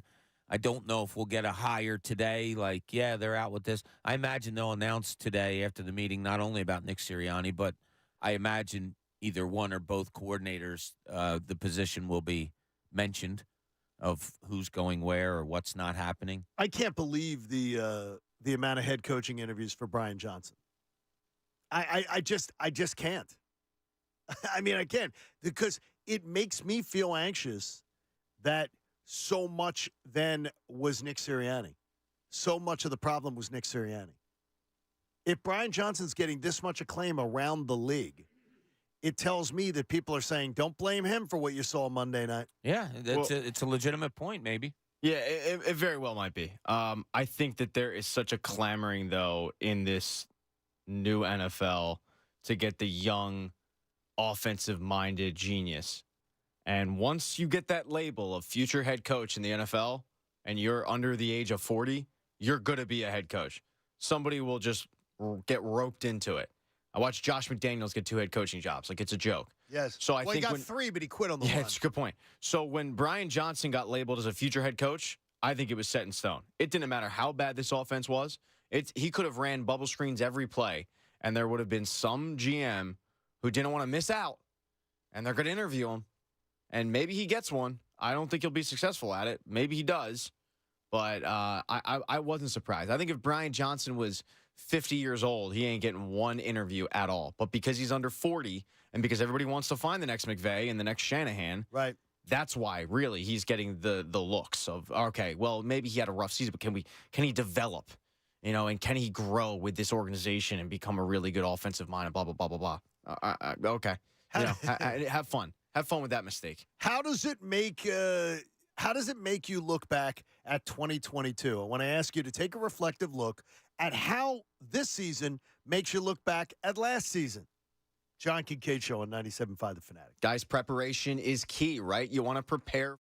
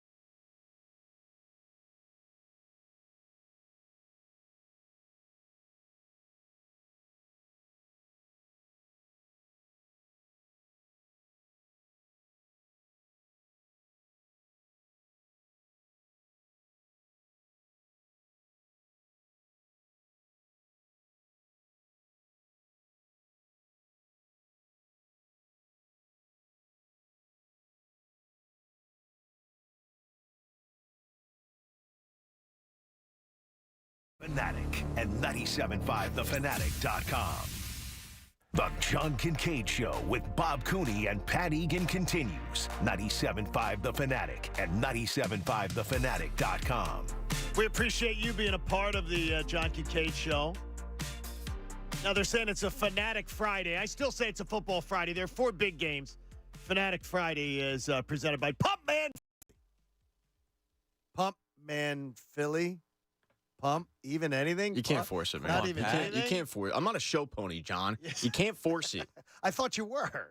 I was when the Eagles were actually playing meaningful games. Yeah, Hey. when the Eagles are playing meaningful games, I'll pump it up. All right, Pump! For 24/7 emergency repair, pump replacement kettle, Pump Man Philly. Guys to know to fix your flow. We'll be chatting with Andrew DeCecco from Inside the Birds, who has arrived. He was out there on the roads. Andrew, how was the commute in? Everything fine? Oh, yeah. The roads were just wet. It had no issues at all. So but the snow's really coming down. Well, now it is. Yeah, I got here like 45 minutes ago. So it's coming down. You should have come up. It's, as we're working it here. There was a piece, I have a piece for social media on The Fanatic about the most annoying people you'll meet in a Philly snowstorm. Pat, do you have one that comes to mind? You have not read it. So do you have one that comes to mind? Yeah, look, I did my time at the formerly known as Super Fresh Manoa Shopping Center. Yes, John, there is a back parking lot. Yeah, it is. The amount of people that rush out to a grocery store acting like there isn't a Wawa 5 minutes in every direction and you're going to get snowed in like we're on the Oregon Trail.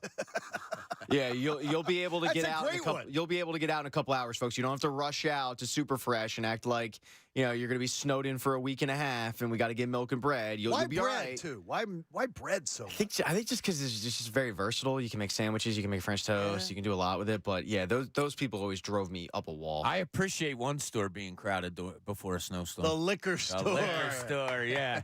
I applaud all those people. Look at you. I notated the most annoying people in a Philly snowstorm, Pat, and I did not do the supermarket person.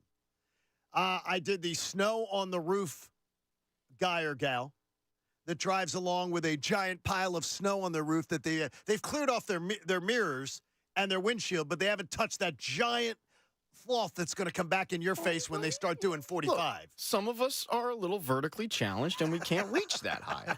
Okay, like it's a condition.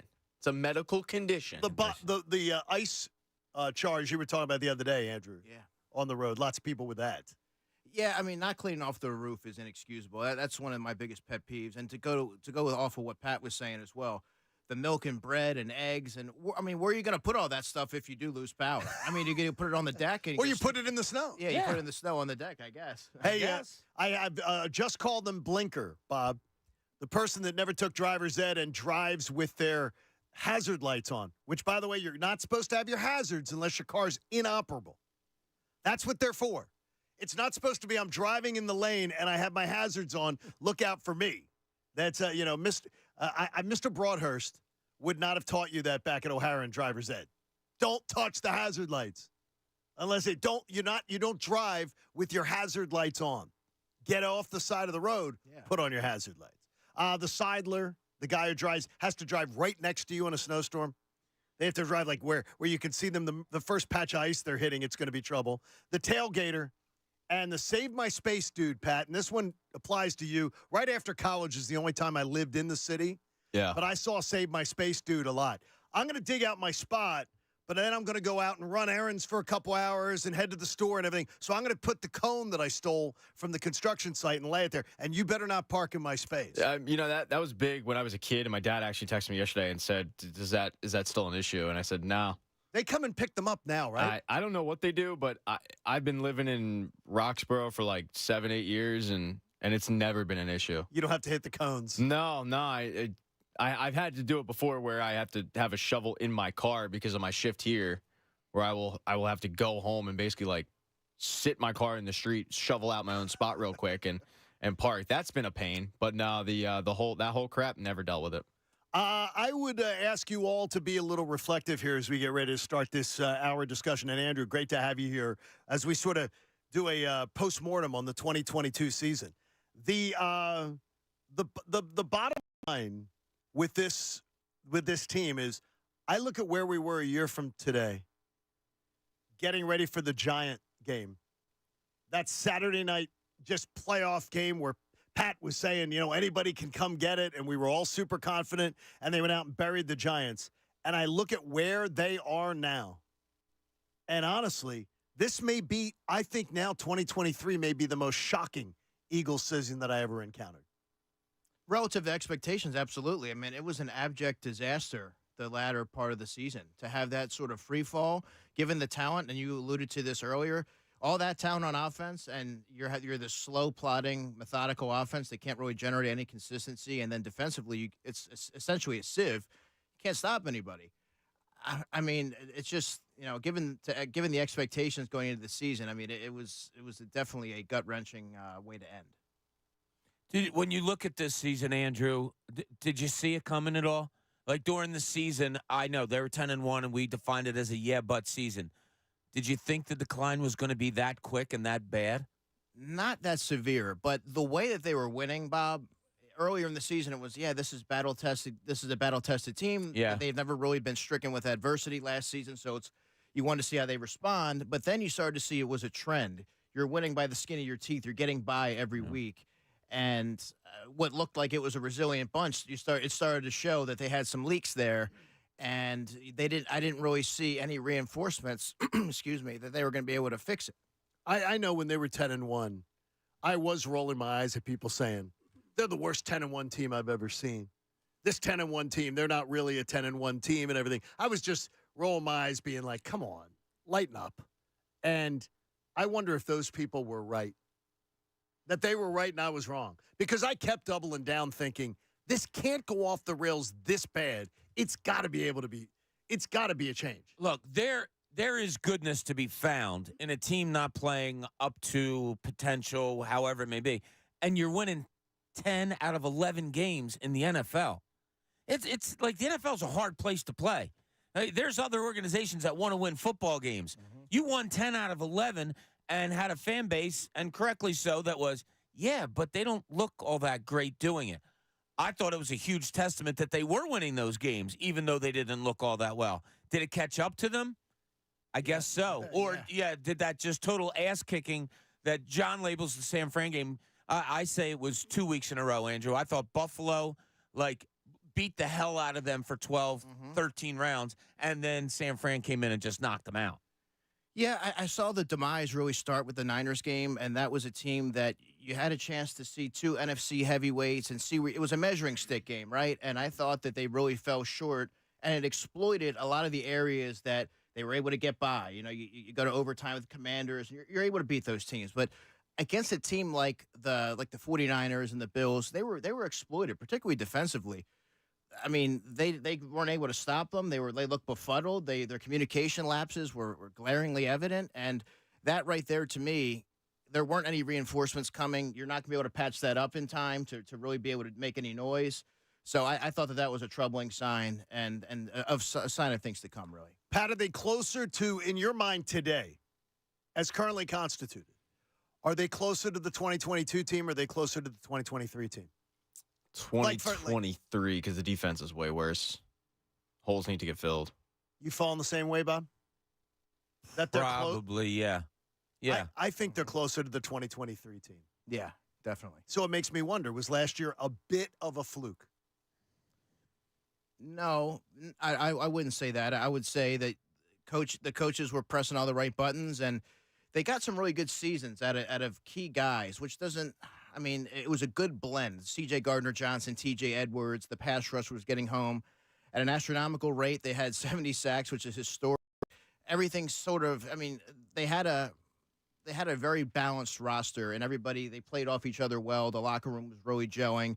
That was something special, and that's not necessarily going to be replicated every season. But I don't think that was they caught lightning in a bottle or anything like that. That was a good football team. Yeah, they won 75% of the games they played. They went 15-5 overall. That's just good. I agree with you. I don't think it was lightning in a bottle. Did things fall their way? Maybe a favorable schedule, some play, my God, best play ever from guys on the defensive side of the ball that they've ever played in their lives. I think it all came into play. But anytime you do something 75% of the time, I think that's real. I think it is real. You were there for, you got to put your eyeballs on this team a lot, in that locker room, in around this team. I had a passionate opinion this morning, and it's weird how you'll get people will respond to you, and they will tell you, you're right on or you're way off. So I want to ask you, when I hear, like, and Bob was talking about, these guys are professionals. All professionals want to do is win, and they want to go out there. Troy Aikman literally called this team that they look like a bunch of, he did not use the word quitters, but he used the word disinterested when the game was 3-0. To me, that doesn't speak to professionalism. That doesn't speak to guys playing like it's their, like that all they want to do is win. It looks like a team that checked out. And I want to know, from being around them every day, what did you see change from September to December? Now that's fair. And I have an interesting point to that, John. And the Eagles aren't unique in this. This happens across all of sports. But looking at it from an Eagles lens, sometimes when you get a lot of these veteran mercenaries, right, you're looking at the Bradley Robies, the Kevin Byards, the Cunninghams, the Moros, they're not going through OTAs and training camp with the roster, with the guys who are with the mainstay players. So, and they're not overly invested. They know that they're not going to be here for the long haul. So I think trying to adopt the culture, trying to immerse yourself within the team and their structure, it's really difficult, especially when you know you're not long for their plans. So trying to piecemeal it together, I think, doesn't lend to cohesiveness and things like that. And that's where you see a little bit of a disconnect across the board, because when you saw a lot of the players that were mainstays, that were here from day one, they were playing with a lot of passion and looking like they had something to prove and that they knew the time was running out. But there's a lot of the other players that it didn't seem like the sense of urgency was there. So I think that's a fair point to make that Troy Aikman made. But that, to me, is, if I had to put my finger on it, that's how I would assess it. Yeah, I couldn't help but, when Aikman was speaking about it, the way we looked at this team over the last, few weeks, that they just felt like they were being misguided. And it just felt like, all right, they're asking me to do something, and it's just not there. Like, Andrew, you've watched a lot of football. I couldn't believe how many wide open receivers, running backs, tight ends there were in the last 4 or 5 weeks of the season. And it wasn't like, man, Bradbury got beat, he doesn't have the speed anymore. No, it was schematically, where the hell is this team? Exactly. So I wondered, the quitting on, we never want to say that in sports. Yeah, he didn't use that word. Players quit, right. But look, it's human nature. You go out there, you're pumped up, you're ready to go. We've all seen players before games, and they're in a different zone. And you go out there, and you're told to do this, and you're like, really? You're asking me to do that again? It doesn't work. That's and it's hard to overcome that when you're playing. Don't you have meetings during the week? Don't you have game plan meetings during the week where they're implementing a game plan? I mean, where they sit there in a room and go, here's what we're asking you to do? Isn't that the time to be vocal? Isn't that the time to say, dudes, what's going on here? Why are we trying this? Why are we not doing that? And that's where you would expect someone like a veteran like Byard or Bradbury. Bradbury's more of a quiet leader, and he's helped a lot of the young players out behind the scenes. But that's where you would expect those players to really take the reins there and convey that message to Matt Patricia. And I think there's also a point, Bob, that the coverages, and you saw it all season long, when you're seeing veteran players that aren't necessarily on the same page, that's a problem, and you have to maybe look at simplifying things. And to me, I think that the coverages and what they were being asked to do didn't necessarily lend to their skill sets, and they looked like they were befuddled all season. And I think it was, I think it wasn't overly simplistic enough. Yeah. Just a total disconnect, it seemed like. I labeled it, I named this team in the last couple of weeks after a former TV show, Lost. They just seemed lost to me. Like, it's not, and I don't use that term lightly. We've seen players that sometimes just have no idea. Like, I used to say, play with your eyebrows down. Like, you know what you're doing and you're going. When your eyebrows are up, it's like, wait, what's going on around here? I saw a lot of eyebrows that were up in the air. Pat, if you were, you get to answer this question first. If you were asked, confidence meter that Nick Sirianni next year can turn this around so the Eagles are playing on divisional playoff weekend 1 to 10. Confidence in Sirianni doing it.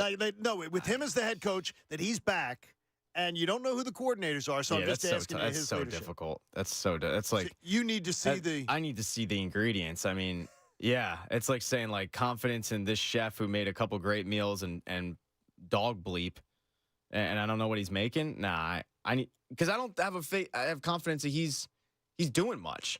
So until I see the coordinators, like if you give me Eric Bieniemy and Ron Rivera, I'll have confidence that he can get in there and put some stickers on his hat. Right. But if you give me Joe Schleckenbacher, the former Miami of Ohio kicker, who's a 37-year-old defensive backs analyst with the Seahawks, no, I'm not going to have a lot of faith in that. Schleckenbacher's getting screwed this morning. Well, if he his candidacy's over. I feel bad for Schleckenbacher. He doesn't deserve this. If he presents Joe Schleckenbacher or whatever his name is to Jeffrey Lurie today, Nick won't be around. I can tell you that. So you do believe? I do not believe that going into the meeting today, Nick could walk out with a pink slip. You do believe it, obviously. No, I think it could happen. The whole time I was 60-40 that he was returning. Right. Just looking at the resume and the veterans that were endorsing him, and this is a coach that's 1 year removed from a Super Bowl. Good organizations have consistency, and I think that when you're the Eagles, the last thing, especially when you're Jeffrey Lurie, looking at the league in its entirety, the last thing you want is to look like you're rotating, rearranging chairs on the deck. You know what I mean? And I think that they were looking for stability. But all that being said, if Nick Sirianni doesn't blow them away with a master plan to get this headed in the right direction, the same fate that happened to Doug Peterson will be his as well. So, who is the Eagles' offensive coordinator next year? So I would say I've given this a lot of thought. I like the Eric Bieniemy decision, but I will also say this: Eric Bieniemy is not coming here unless he has full autonomy of the offense. And I think it's been Brian Johnson's been somewhat unfairly maligned in that you don't know how much say he actually had in the offense. The offense that I saw this season, guys, was reminiscent of the 2021 offense before Shane Steichen took over play calling duties. So I saw striking resemblances to that. Yeah, good point. And Brian Johnson, the offenses that he helmed at Florida and Mississippi State, it was a stark contrast to what I saw this season. So Eric Bieniemy is going to want full reins and full control of that. So he's not coming here for anything less than that. Done. Here's the only thing I would say to that, though, with the Brian Johnson thing. And it was one of the things I did the first time I got to get back into that press box is ask people. No one ever depicted it as, oh, Brian Johnson's just calling plays. This is my offense. That was never said. I think it was Nick Sirianni covering for Brian Johnson's struggles and being a good boss and trying to give him more time to breathe. Because never once was it told when he was hired. To go back, I read the transcript from when he was appointed, read other things from training camp. It was never depicted as, well, Brian's just here to call plays. It's my offense. I'm designing this. I saw it differently. In the latter stages of the season, there were certain questions that were posed to Brian Johnson that he would answer it in a certain way, like, I can't really answer that. And he would give you a murky answer. And a lot of that, to me, was because he didn't call the play. So how can you address a play that you didn't call without directly throwing somebody under the bus? And it was glaringly apparent to me as the season drawn on that I thought that Nick Sirianni's fingerprints were obviously on the offense, but I thought he was a little bit heavy-handed in the play calling. Who's your defensive coordinator for the Philadelphia Eagles next season? I got a few for you. Oh, good. Jesse Minter from Michigan. My Love number it. one. Love it. Go Bieniemy and Minter, and I'm a happy man. They interviewed him last season. Obviously, he's going to be a hot commodity this offseason. How about Denard Wilson, guys? Denard Wilson, they let him leave the building. You think any hard fired him. feelings? But well, it depends on what happens with the head coach. But when we look at the defensive back situation, he got premier seasons from guys like James Bradbury, Darius Slay, Reed Blankenship as an undrafted free agent. Really found his footing. C.J. Gardner-Johnson, Marcus Epps. You have young defensive backs like Keely Ringo, Eli Ricks, Sidney Brown. Talk about development. I mean, the proof's in the pudding with him. That would make a lot of sense. Ryan Nielsen, albeit just one season. From the Falcons. I thought he did some good things with Atlanta, bringing that offense to prominence there. Al Harris, the defensive backs coach for the Dallas Cowboys. I like that one. I really think that that he's going to be someone that gets a lot of traction here, even if not this season, the next one for sure. I wondered about that is, do you think the loss of Denard Wilson, who, by the way, a buddy of mine is on that Ravens staff, Chuck Smith, and he says Denard is a force. like he's a force. Do they want a force? Do they want a force type of coordinator? Because I didn't look at Jonathan Gannon and them. You saw them work every day. Are those guys like a force of nature coming in that locker room and saying, I'm the sheriff, badass, here's how you're going to do it? When the Eagles were operating at their best, look at 2017 when they had John DeFilippo working with Carson Wentz, very hard coach. Last season, Jonathan Gannon knows how to command a room. Denard Wilson obviously knows how to command a room as well, as you just outlined. That's what they need. They need tough coaching, and they need someone that's going to hold players accountable, and that's ultimately where you get the best out of them. And the proof's in the pudding with those guys. And I think you need to, when you look at the results, whatever they're doing right now is not working. So I think that you have to be open to bringing in someone, even if they be a little bit more of a stickler and like you said, operating with with the sheriff. I'd rather have that. Especially, I want that. Especially when you have a head coach who right now, rightly or wrongly, is labeled as what exactly is it that you do here? You're not calling offenses. You're not doing defenses. Yeah, get two guys in here that can totally command that and let a Nick Sirianni do what appears to be what he does best, and that's oversee things like he did in a Super Bowl season where he had two coordinators who had really, really good seasons. No problem with that. Get me Eric Bieniemy. You take over the offense. Check. Let me know what you're doing. Get a mentor in here and say, defense is yours. You need any help, let me know. And then let Nick Sirianni oversee it all. I don't mind that at all. I gave Andrew DeCecco a homework assignment. He'll outline it for us. The 3 ways that 2024 can be a real bounce-back season. Andrew's from Inside the Birds joining us on the John Kincade Show as we sort of do a post-mortem on the 2023 season here on 97.5 The Fanatic.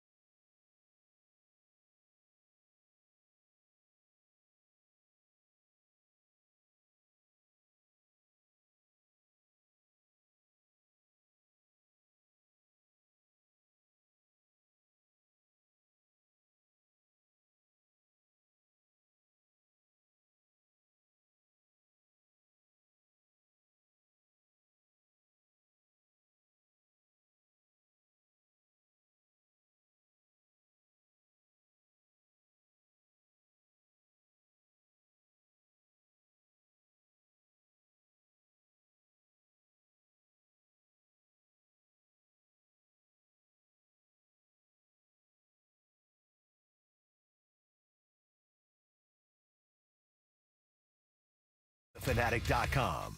We're doing a post-mortem on the Eagles' 2023 season, looking ahead to what will come in 2024 and what will come out of the meeting today with Jeffrey Lurie and Nick Sirianni. I asked Bob earlier, Andrew, Checo joins us from Inside the Birds, and I asked Bob earlier how does he see it going? When that meeting begins, is Howie Roseman in the room? And Bob said it might be one of those things where they talk for a little bit, and then Jeff says, hey, Howie, can you exit for a little bit here and give us some time? How do you think it goes? I kind of lean with what Bob was saying. I think initially you want Jeffrey's going to want to talk to the head coach one-on-one, assess the season, outline his objectives and what he needs from him, and then you might see Howie pop in. And I think in the days that Jeffrey wasn't around, I believe that Howie was prepping Nick. This is just my belief that he was prepping Nick as to what to expect. It's like, hey, man, you got to blow him away. You have to have a master plan. This is what he's going to expect. Be ready. At least that would make a lot of sense if he did do that. And if Nick Sirianni comes in there, and I know he's loyal to the Kevin Patullos and a lot of the folks that he brought on, but that they may say that's not some of those guys. That's just not good enough. And you're going to have to just like with Doug Peterson.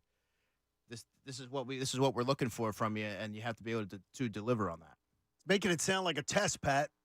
You think Nick Sirianni's ready for the test?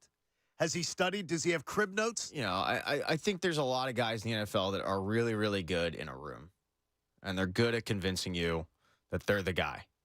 A lot of times, Adam Gase is probably a good example of that, where he gets hired 2 different places. He convinced them somehow that he was the guy. I remember hearing what a great, incredible interviewer Ben McAdoo was. That guy was horrible. So I think Nick Sirianni might fall into that category where you get him in a room and his personality is infectious and you believe that he's going to be the guy and all that. And then, once that dopamine, hits and it goes away and you go like, all right, yeah, cool, man. What do you do again? Was that dope or dopamine? The dopamine. Yeah. Dopamine. There's some joke in there. I can't put 2 and 2 together at this point, but I'll get back to you later on. All right, let's play. You guys are Jeffrey Lurie.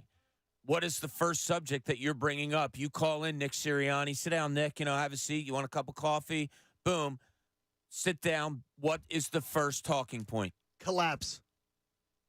Explain to me how a team goes from 10-1 to 11-7, and that's never happened in NFL history. Explain it. That's fair.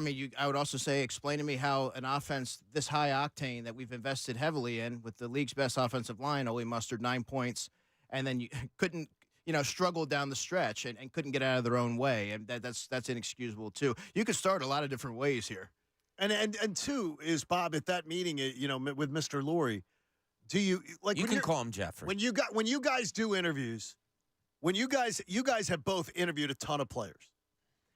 Do you ease into the tougher questions are coming? You start with a few little softballs and move towards the fast pitch, or do you come out with your best pitch and you wheeler and you blow them away, or do you nibble like Aaron Nola? No, I ease in. I build up to it, and I don't want to go right out of the gate with it because you might throw them off and they may clam up and they might not be as forthcoming. Yeah, that's the conventional way to go. If it's somebody, and Andrew knows this, if it's somebody that you talk to all the time and the question's coming and it has to be gotten, I have no problem throwing it out there right away. Because no BS here, Nick. What, boom, there it is. And it also, a lot of it depends on the relationship that you do have. Like, I prided myself, and I let the players know, every player that came in, I would introduce, I said, look, this is my job. This is how I perceive it. This is what I do. If you have a problem with me, you're more than welcome to come with me. I don't look for bad things. I don't look for great. I really honestly, right, and I think if the coach, players, they know that you're being honest, I have no problem going right to the tough question right away. Right. Some other guys that are guarded, Andrew's right. Say a situation happens with a player that you don't talk to all that much, but you need to talk to him about this. Then it's kind of an ease into the thing type of situation. A lot of it comes down to trust and relationships, right. As Bob said. I'm never going to be, nor have I ever been a gotcha guy. I value relationships and trust more than anything. And if you know the player and you talk to him every week, like there's a number that I have, I feel like I can ask him anything, and they know that I'm not going to force them. I'm not going to try and trip them up or anything like that. It's so fascinating to me because the amount of either I've in my various jobs in media, I've always had to interview somebody where it's been, you got 7 minutes with this guy, or you have 30 seconds, they're just coming off the ice, or, there's a TV timeout, you're doing it on a camera, where your agenda is so different as far as how you question somebody. You got to get to the hard-hitting stuff first, but the rapport is completely necessary. So I ask you this question. There's a lot of talk about disconnect in that locker room, Andrew, that there was disconnect on the offensive side of the ball, that they were not communicating.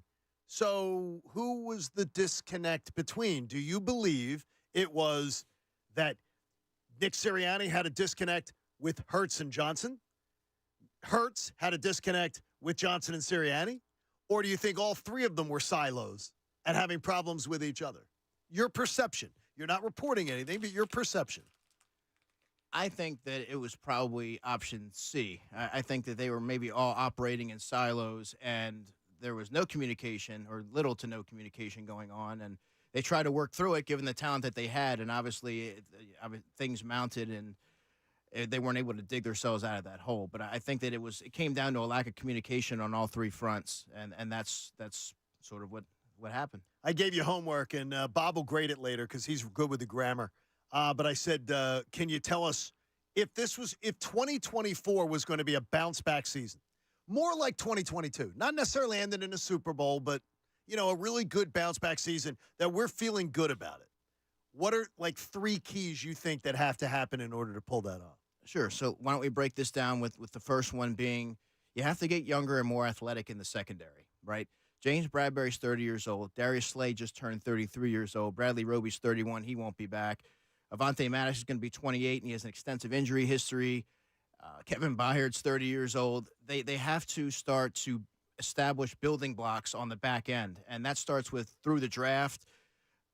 Enough with the veteran mercenaries and bringing them in. That's that patchwork ideology that isn't really that doesn't lend itself to long-term success. So I think what the Eagles need to do, maybe a trade for someone like a Pat Surtain should he become available again. But I think what you need to do is, if you're the Eagles, draft early and often in the secondary, address that. Add to Keely Ringo, add to Eli Ricks. Isaiah Rodgers? Add to Isaiah Rodgers, great. That's a great pull. I think he's going to be an interesting player to monitor through this offseason. Reed Blankenship's there. Sidney Brown, he's going to have surgery next week, by the way. I had a chance to speak to him at Cleanout.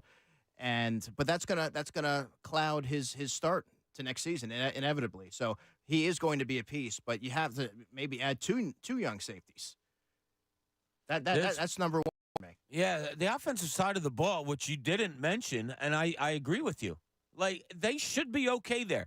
Do you need to plug in offensive linemen and maybe move guys around? Should Kelsey be out of there? Sure. But it looks like you have his backup in Cam Jurgens. So it looks like you're going to have to look at right guard. I'm not satisfied with the backups that they have here now once you move Jurgens over to center. So maybe that's a draft thing. But, from what Andrew said, number one, and not including any of the offense, I agree with you. That offense should be fixed with a new coach. So what's number two? Number two, I would say, we talked about this, add some more innovation and a bright offensive mind. But in order to do so, you're going to have to allow them to have full autonomy of the offense. Does Nick have to take his hands off the wheel? 100%. If you want to really get this thing headed in the right direction, Nick Sirianni is going to have to alleviate, or I should say absolve himself of anything offensively and let whoever they bring in have free reign on offense and bring in and recommend players who they want, target players in the draft that they might want to bring in that are going to be good fits for what they want to run offensively. That's what they need to do, because this was just a punchless offense this season. It lacked an identity throughout the entirety of the season, and that just can't happen, not given the talent that they have there. Does that not play, though, to Pat's point of what do you do? Like if Nick Sirianni comes in and says, that's my plan, I'm going to bring in an Eric Bieniemy or something, and we got to give him full autonomy and everything like that, does that not add to Pat's talking point of, well, what do you do then? What is your role? It does. No, it absolutely does. And I was listening to you guys on the ride in, and thank you for that. We appreciate that. No, it's fair to say. Hey, we got one. Yeah, it's fair to say. And you said we didn't, Pat. it's almost like that Office Space line where what would you say you do here? And when you, so when you look at it, are you a leader of men? Are you someone that could really rally the troops? Are you a CEO type of head coach, which I believe that he is? But yeah, I mean, you have to have something to hang your hat on if you're Nick Sirianni. And I think when you say that when you present it a certain way to the owner, you have to make you can't paint yourself in a way where he's going to be like, okay, well then what's your role? What do you do? I brought it up yesterday. What do you if in this coaching cycle the Eagles were firing someone else and Nick Sirianni was out there available, he had the 3 years he had somewhere else, and the Eagles were hiring a coach. Do you think first of all, do you think he'd get hired in this cycle? And do you think the Eagles would be hiring him? Because I don't believe the Eagles would be. I don't think he'd be 3 or 4 on the list. No, I don't. Which is crazy to think, given his resume, but I just don't think that he would be a hot commodity, somebody that's going to be at the top of the list for a lot of teams clamoring to bring him in for an interview. I just don't see it. That's a scary.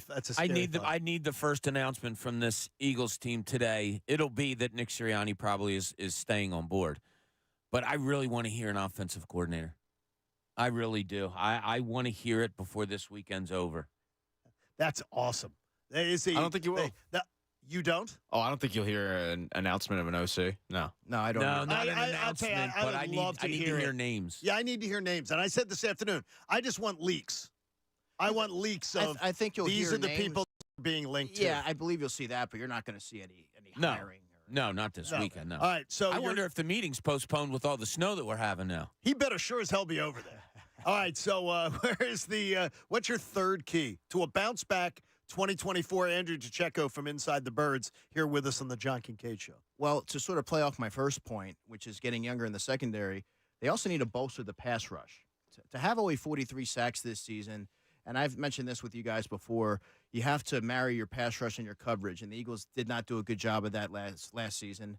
And I think that when you look at some key players like Brandon Graham, Fletcher Cox, and players to that effect that may not even be coming back, and Nolan Smith, who didn't play a ton last year, Josh Sweat and Hassan Reddick wore down, you have to start adding some reinforcements there and bolstering that pass rush. There's also questions surrounding Jordan Davis, fair or unfair, Jalen Carter. His snaps sort of dwindled down the stretch when you needed him the most. So, I mean, there are questions there. And I think, what was your perception on those?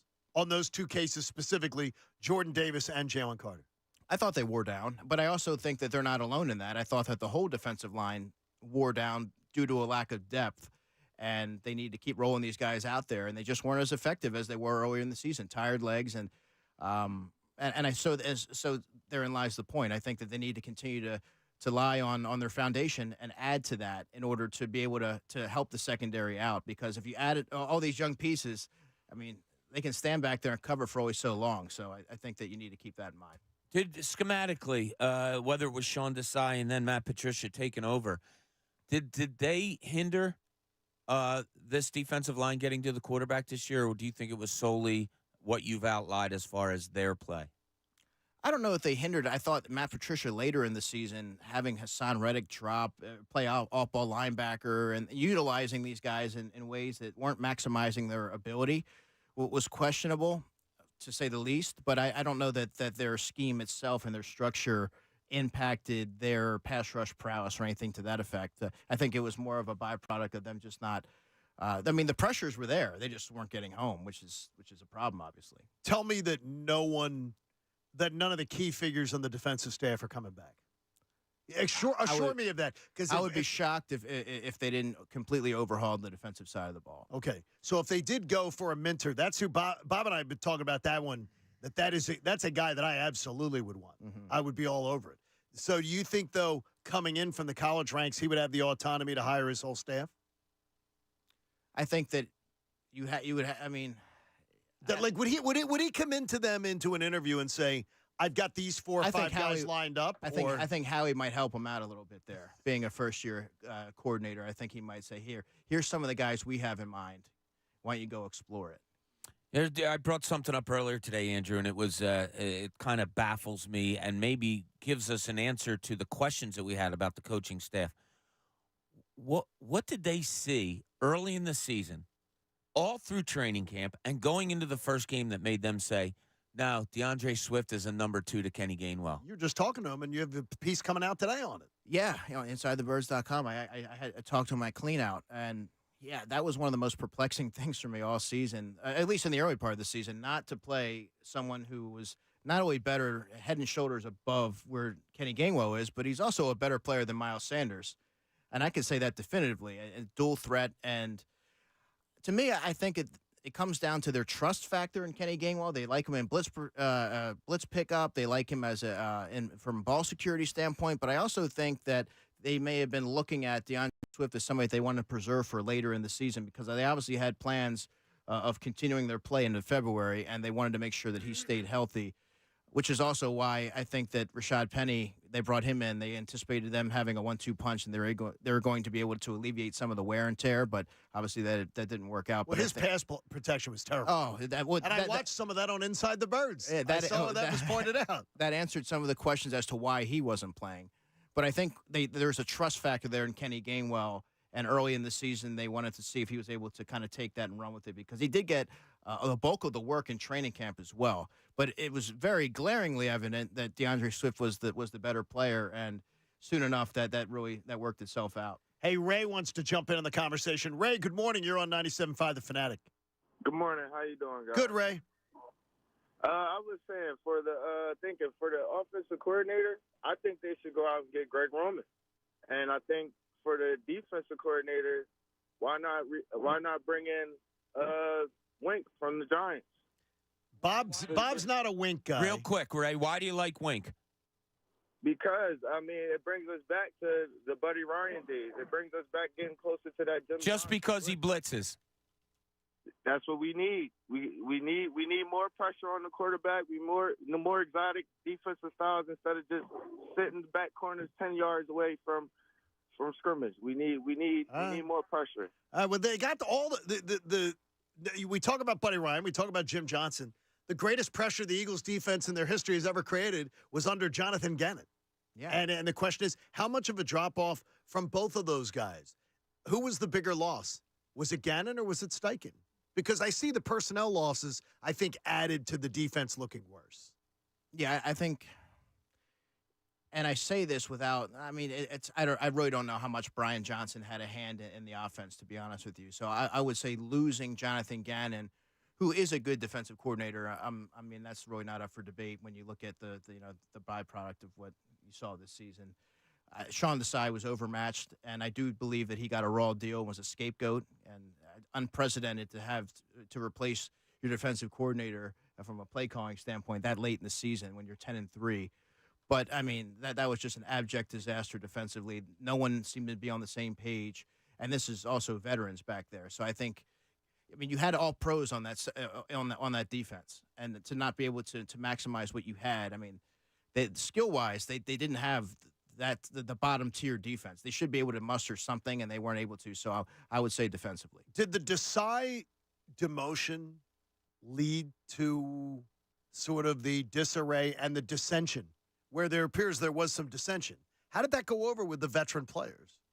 Well, that to me, you got to speak to off the record. Well, that to me was the turning point. That's where I felt that when you're grasping at straws almost and trying to find an answer, and it came off as sort of a panic and a knee-jerk move. But I don't know that it can be perceived, at least from a veteran player standpoint, as something that they maybe were averse to. I think that Sean Desai was a first-year coordinator, and I think bringing in a veteran like Patricia with some credibility, and he's done some things in the league. Granted, they haven't been overwhelming, but I think from a player like maybe a Fletcher or Brandon Graham and those guys, maybe Matt Patricia's voice resonated a little bit more. I think that's fair to say. And one thing about Sean Desai that I've gleaned from talking to different people is he was somebody that was, and this can be perceived as a lack of confidence in himself, but he was very open to suggestion. Hey, what do you think about this third down call? This is what I'm thinking. Hey, what do you think about that? So if you're a younger player and you're not used to that in the college ranks,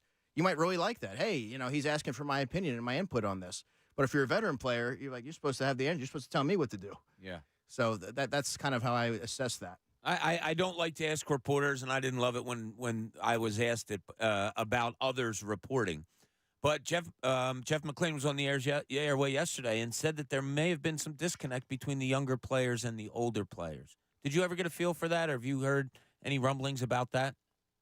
I think, yeah, I would say that might be that's kind of fair because a lot of the veteran players, they know what it takes. They know they logged a lot of snaps in this league, and the core members reached the top. They played in the Super Bowl. Some of them have won a Super Bowl. And when you have a lot of young players, sometimes you're thrown into the fire a little bit. You don't know it's your first league in the NFL. You're just getting you're getting your feet wet. You don't know what it takes to win.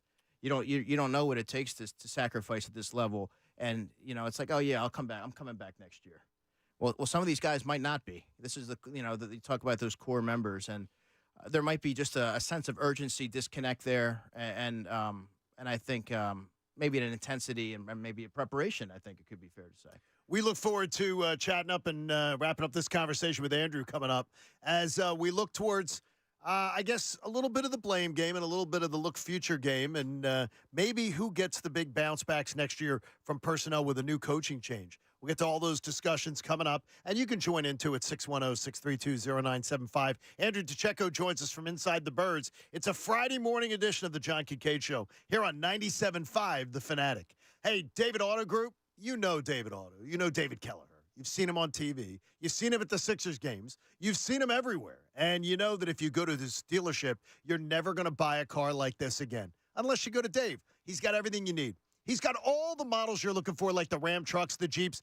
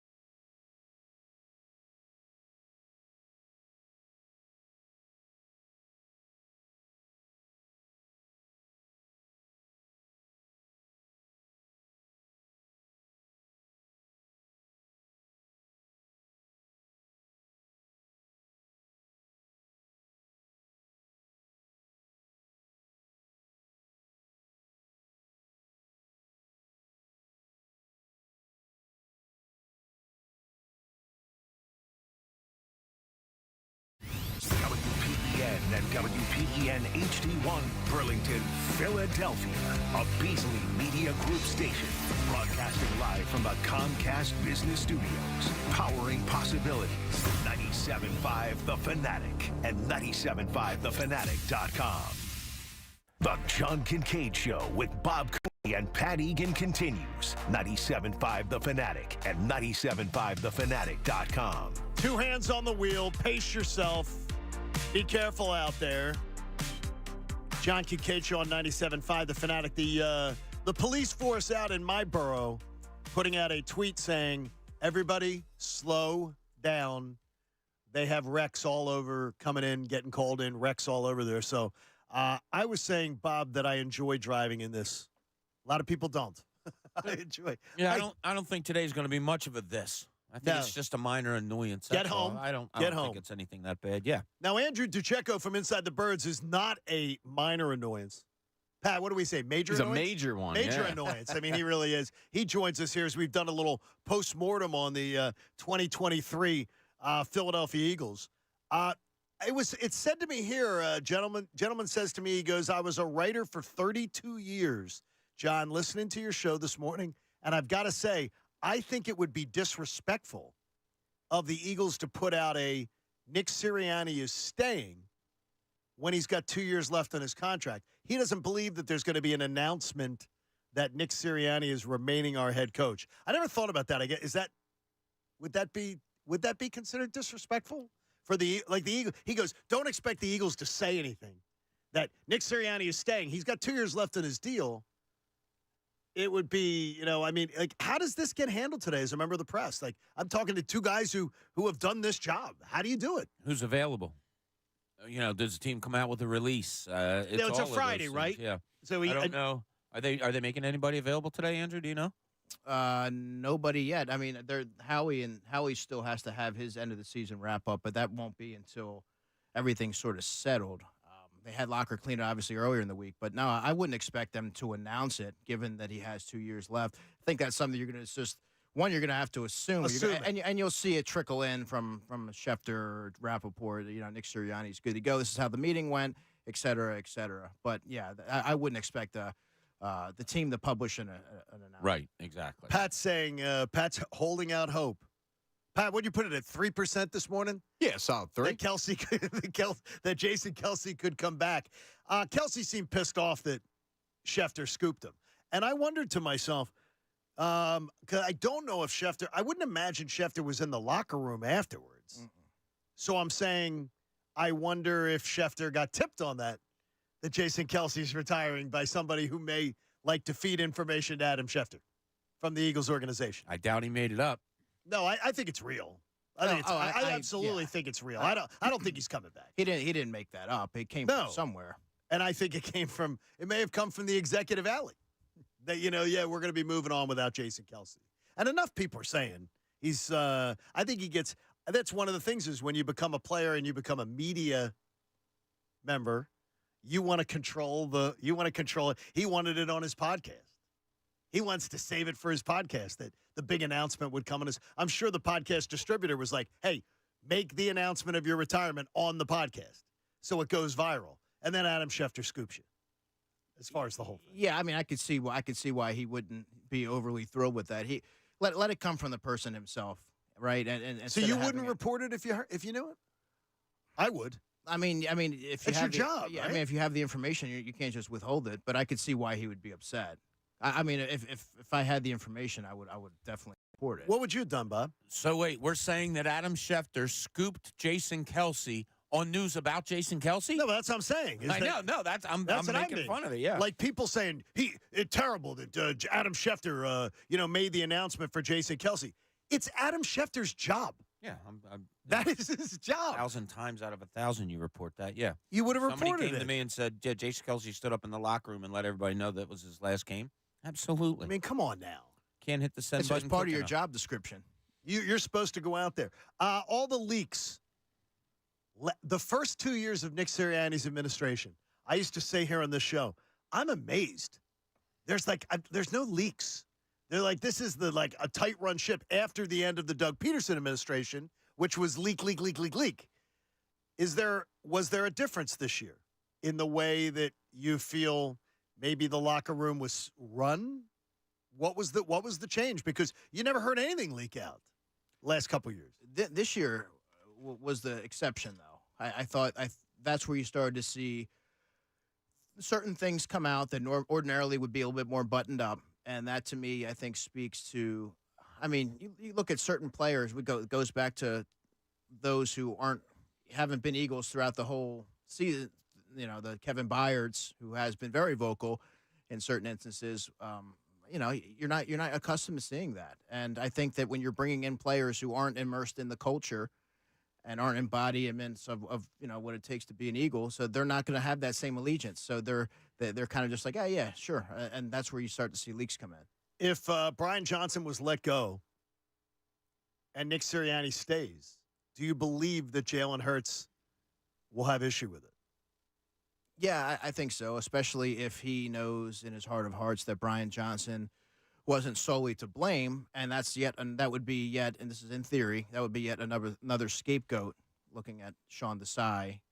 And Brian Johnson's going to be either an OC or he's going to be a head coach. He's gotten 3 different job interviews already. That's not by accident. How the league views him versus how the fan base views him there's a total disconnect there. He's someone who I think a lot of the teams that are interested in him are teams with young quarterbacks, and you look at his history in developing Jalen when he was the quarterback's coach. I think that's really appealing. He's a young offensive mind, and that also would lend itself to believe that he wasn't necessarily the main culprit here to the Eagles' offensive shortcomings. So I think Jalen would be upset if Brian isn't retained. Hey, CJ joins us. He has a question about Jalen Hurts or a comment. CJ, good morning. You're on The Fanatic. Good morning. How we doing? Great to hear from you, buddy. Yeah, you too. Yeah, you know, I have a lot more faith in Jalen Hurts than I do the coaching staff because of what I watched on film.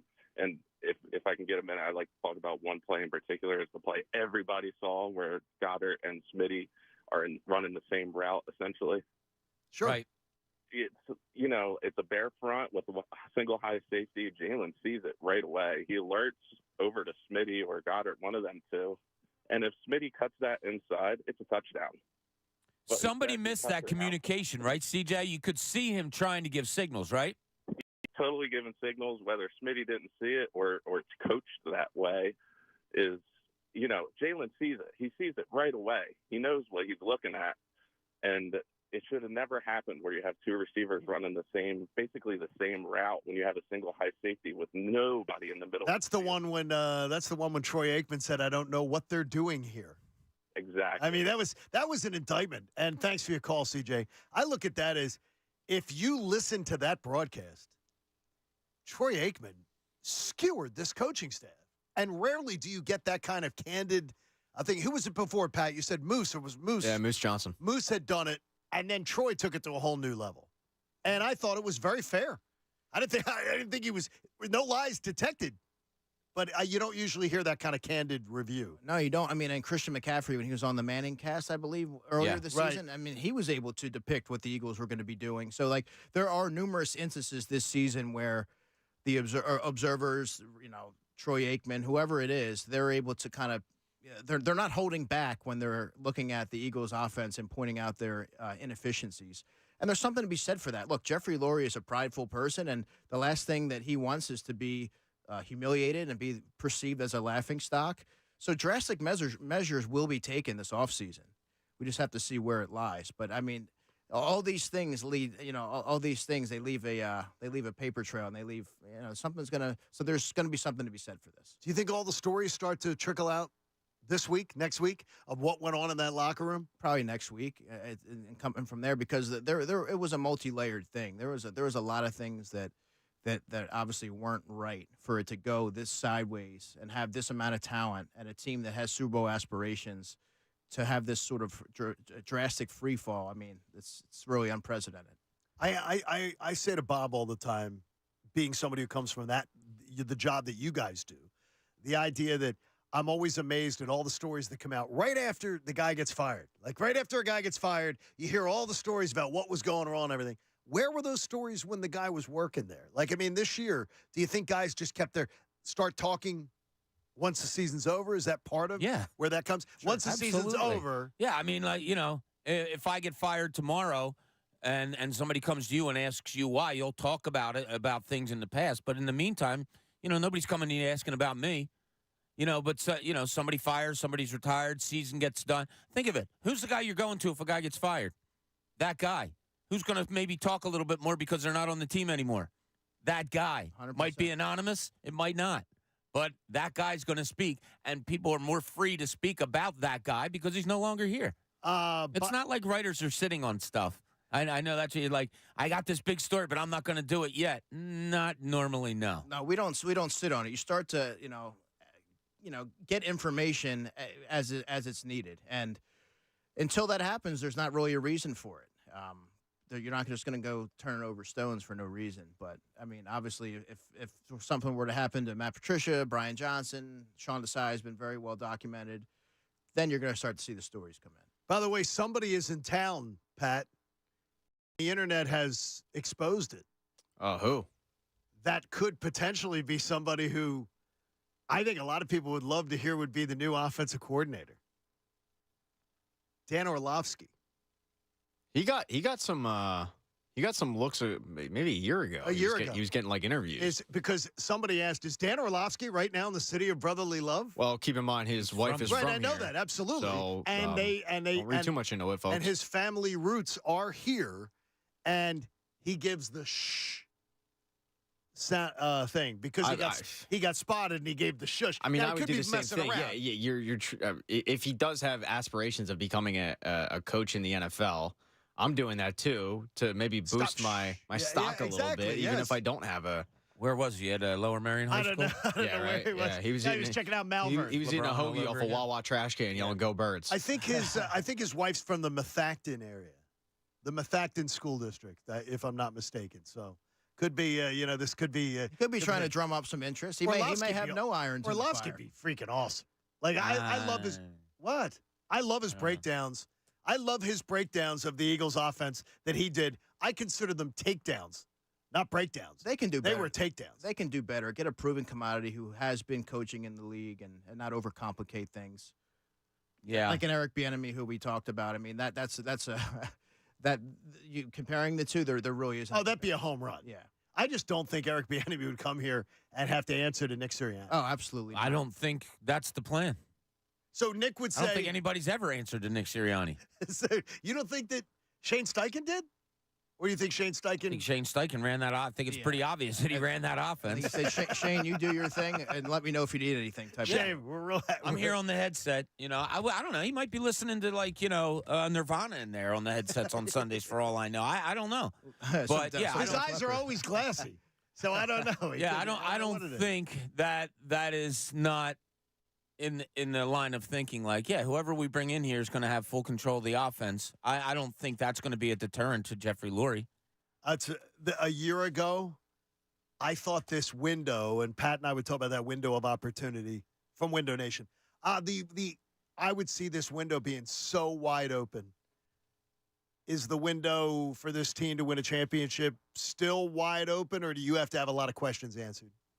I mean, there's a lot of questions that need answering, right? Jason Kelsey's future, perhaps Lane Johnson's future, Brandon Graham, Fletcher Cox is a key member of this team. They're getting a little bit longer in the tooth defensively in certain key areas. Darius Slay's 33 years old. There's certain players they're able to hang their hat on and were the face of this franchise that they no longer are able to. I mean, there's questions surrounding them for different reasons.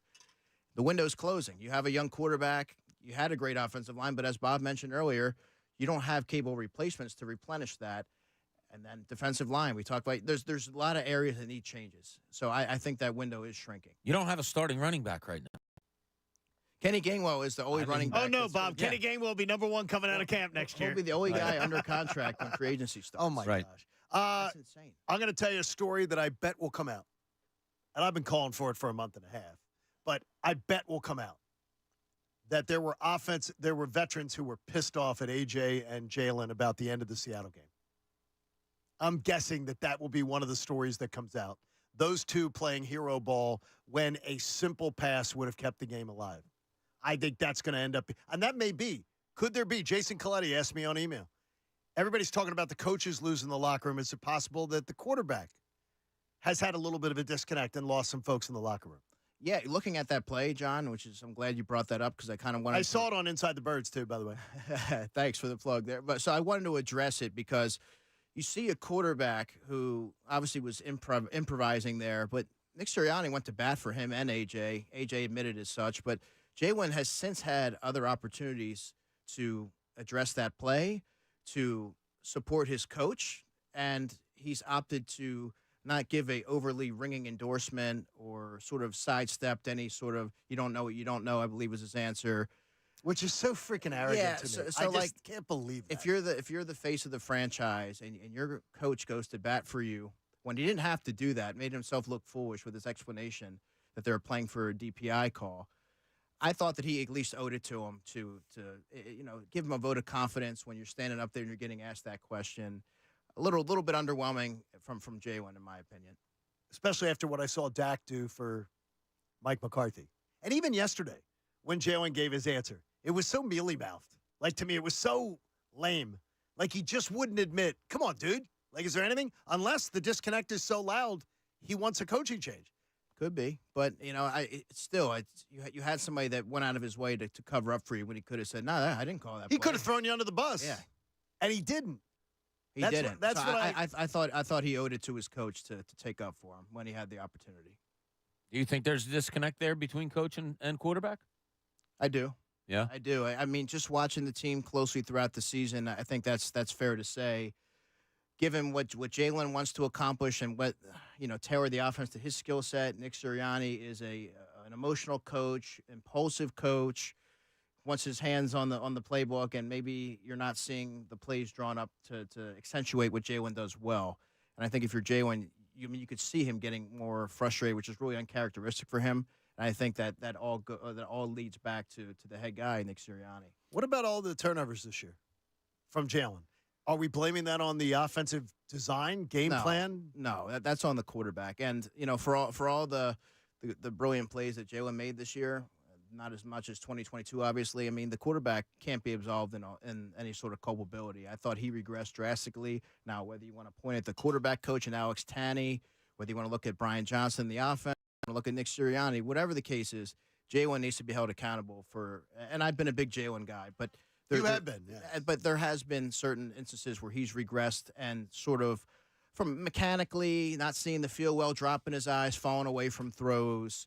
And I think that he'll need to reassess and work on that in the offseason for the offense to really operate at full capacity. Andrew, how do you think this organization will now handle going after linebackers, going after safeties? Is it a priority, or is it still no, not so much, we don't want to spend money there? I think you have to reevaluate how you prioritize. You think they will? The position now? Given the back seven inadequacies, and have it being so drastic to their and glaring to their shortcomings, I think you have to look at it and say, last season, and you and I talked about this, Bob, we put all our eggs in the Kobe Dean basket. Kobe Dean's a great guy. I had a great conversation with him the other day. But I think that you can't go into the offseason thinking we're going to get him healthy, the linebacking core, we'll draft a player. I think that would be malpractice. I think that Kobe's going to have to earn his spot as a starter, probably as he's best equipped to be a number 2, not front your unit. But I think you need to either target one in free agency. You had a good one in T.J. Edwards that you let get away to Chicago. But I think maybe you look at one in free agency or you look to draft one in the first 3 rounds to complement what you have in Kobe. Because what they had there this season was simply not good enough.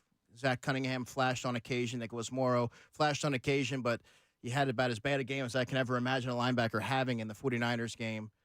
And then as far as safeties, Reed Blankenship is somebody that I saw as a player that had some promise, but not necessarily equipped to be a starter for a full slate of games. Yeah. I thought he got exploited a little bit. Looked like he lost some weight as the season went on. Looks like the playing that position, the physical style of play that he does took a toll on him. You saw Saquon Barkley, off the top of my head, dragging him in the end zone, whereas Reed probably stands him up earlier in the year. And there's other instances where I saw him get dragged a little bit more, and he looks a lot thinner than he did, week 1 or week 2. So I think he needs to be the number 3. One of the things that we threw around here is that the organizational philosophy of defense is to bend, don't break. And I brought up to John, I said, I wonder if not drafting linebackers, not drafting safeties, that's part of the scheme of Howie Roseman, of Jeffrey Lurie. We're going to play bend, don't break, therefore we don't need playmakers there. Any kind of way you can put that into a spin of if it's true, if maybe that's the way they do look at things, or if it's just a coincidence? I think they have certain positions that they prioritize, and they're not afraid to shell out money for, corner, pass rusher, and they look at players like if we can get passable, playable guys at linebacker and safety, we can be okay. Because remember, Kaiser White, he was a bargain signing. Hasn't had an overwhelming career or anything to that effect. T.J. Edwards was an undrafted player. So when you go to the Super Bowl with those two guys as your linebackers, that's sort of, you sort of look at it and say, yeah, I know what we can do this. Yeah, we can do this. So then you go. So then you take that and you go into free agency and say, maybe we don't need to pay C.J. Gardner-Johnson. Maybe we can let Marcus Epps walk, and we can get a Terrell Edmonds. We can rely on Kayvon Wallace, and we can look at Justin Evans and get a bargain signing there, and they're going to pan out because look what we did at linebacker. I think you have to scrap that idea, obviously, and start to get playmakers back there. They weren't getting turnovers. C.J. Gardner-Johnson was somebody that you can count on to take the football away and affect the game in a measurable way, and they didn't have anybody that could do that this season. And eventually, you have to address those positions and get guys that are going to be game changers. Well, game changer, you're a game changer for us. We appreciate you bringing your knowledge to the table. Now, the ride home, you have four-wheel drive, you said? Yes, all set. He's all set with the four-wheel drive. It's not. It's just wet out there. It's not bad at all. All the roads that we can see from here. It's like the Chronicles of Narnia outside. Bob and I sort of scoff at the idea that everybody needs to hunker down with these. These were far more routine. And again, it's not back in our day, but it was the snow removal is superior to what we remember. It was so good Monday night on 202. I mean, they crushed it. No, they crushed it on 202. They did a great job just plowing the roads and all that. No, the cars on the roads were a disaster. They were high beaming it. They were going at 13 miles an hour, ice blowing everywhere. They didn't handle it well. But yeah, I mean, to your point, it was like the blizzard of '96. Was the last that it took something that that drastic for them to be like, okay, yeah, you don't have to go to school today. This I'm seeing all these cancellations. There's here's what I don't understand is the kids were kept home for a year to a year and a half, and now saying school's canceled today. I'm like, wait a minute, school was run from people's living rooms for a year and a half. Even in 2020 with the that's what I'm saying. So I don't understand. Is that you've now created that whole backbone. So why does it now? Look, if I was a kid, I'd be saying, "Hell yeah!" I was about to say, I know it's gonna be tough today, but I'm sure you can find a cloud to yell at. Let's just be happy for the kids today. I went, Pat. This was the best. Instead of sitting there, they're back. I'm not happy because I didn't have that luxury. Go back 2 years ago. We were keeping kids home, and that was school. I know, but it always annoys me when parents are when they do this rhetoric as if it's just it proves that you're far removed from being a kid. Which I don't think is a positive when it's look, you got to give them to school. I mean, education, blah, blah. And then meanwhile, it's dude, when you were 10. Oh, I wanted out. Yeah, we all did. Be happy for the kids. Let them go sled. I wanted to hear 454. That was my number. What was your school closing number, Bob? 69.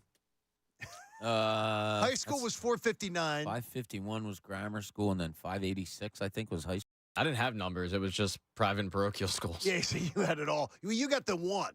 Yeah, it was just the simple. We used to have to listen to more like KYW or something in here. Here in Delaware County, these schools are closed, and they would give out the numbers. WIP. Yes, you had back in the day. Yeah. Did you have a number? I can tell you how many snaps my guy Tristan McCullum played against the Giants, but I can't tell you I couldn't tell you what my. You were probably public and parochial schools. Yeah. They stopped in the numbers. He's the suburbs. Oh, gee, here we go. Yes. Okay, good for you, Andrew. bud. We appreciate you. Now, there's stuff coming out today on Inside the Birds too. Yeah, I have a story on DeAndre Swift, who I had a chance to speak to at Clean Out, and is he coming back? You think? I don't think so, Pat. I mean, I think he wants to. I think he wants to because he's from here. Yeah, and he looked like he was processing the season. He's had a career year. You got to play in your hometown, and I just don't know if he's going to command a lot of money. He's younger. He's more versatile than somebody like Miles Sanders, who got a lot more money than I thought he was going to get on the open market. So I just don't think the Eagles are going to be willing to pony up that kind of money. So I would expect them to sort of address that position through the draft. But it's a shame because I think he had a lot more to offer in the offense. So do I. I don't want to tell his dad that he's not coming back. Why? Man. Oh, Pat. Oh, yeah, that's right. His dad's Down like at Georgia, Jack, right? At Georgia, he would come down to he'd be in the games, and you'd be like, man, we got to get him in the lineup. He's a dude, man. Wasn't he a football coach? And it was a strength and conditioning That's coach. it. Okay, yeah, so it makes sense. Hey, Andrew, we appreciate you, buddy. Andrew DeCecco, Inside the Birds. Good job this morning, buddy. Thanks, guys. Hey, be safe on the roads. Hey, the 9 o'clock hour is brought to you by the Bagster. It's a dumpster in a bag. Get yours today at Home Depot and Lowe's. For details, go to Bagster.com. Flyers won another game last night. We'll talk to one of their players about an exciting event they've got coming up. Plus, the verdict comes down today. Is Nick Sirianni staying or going? We should find out. John Kincade Show on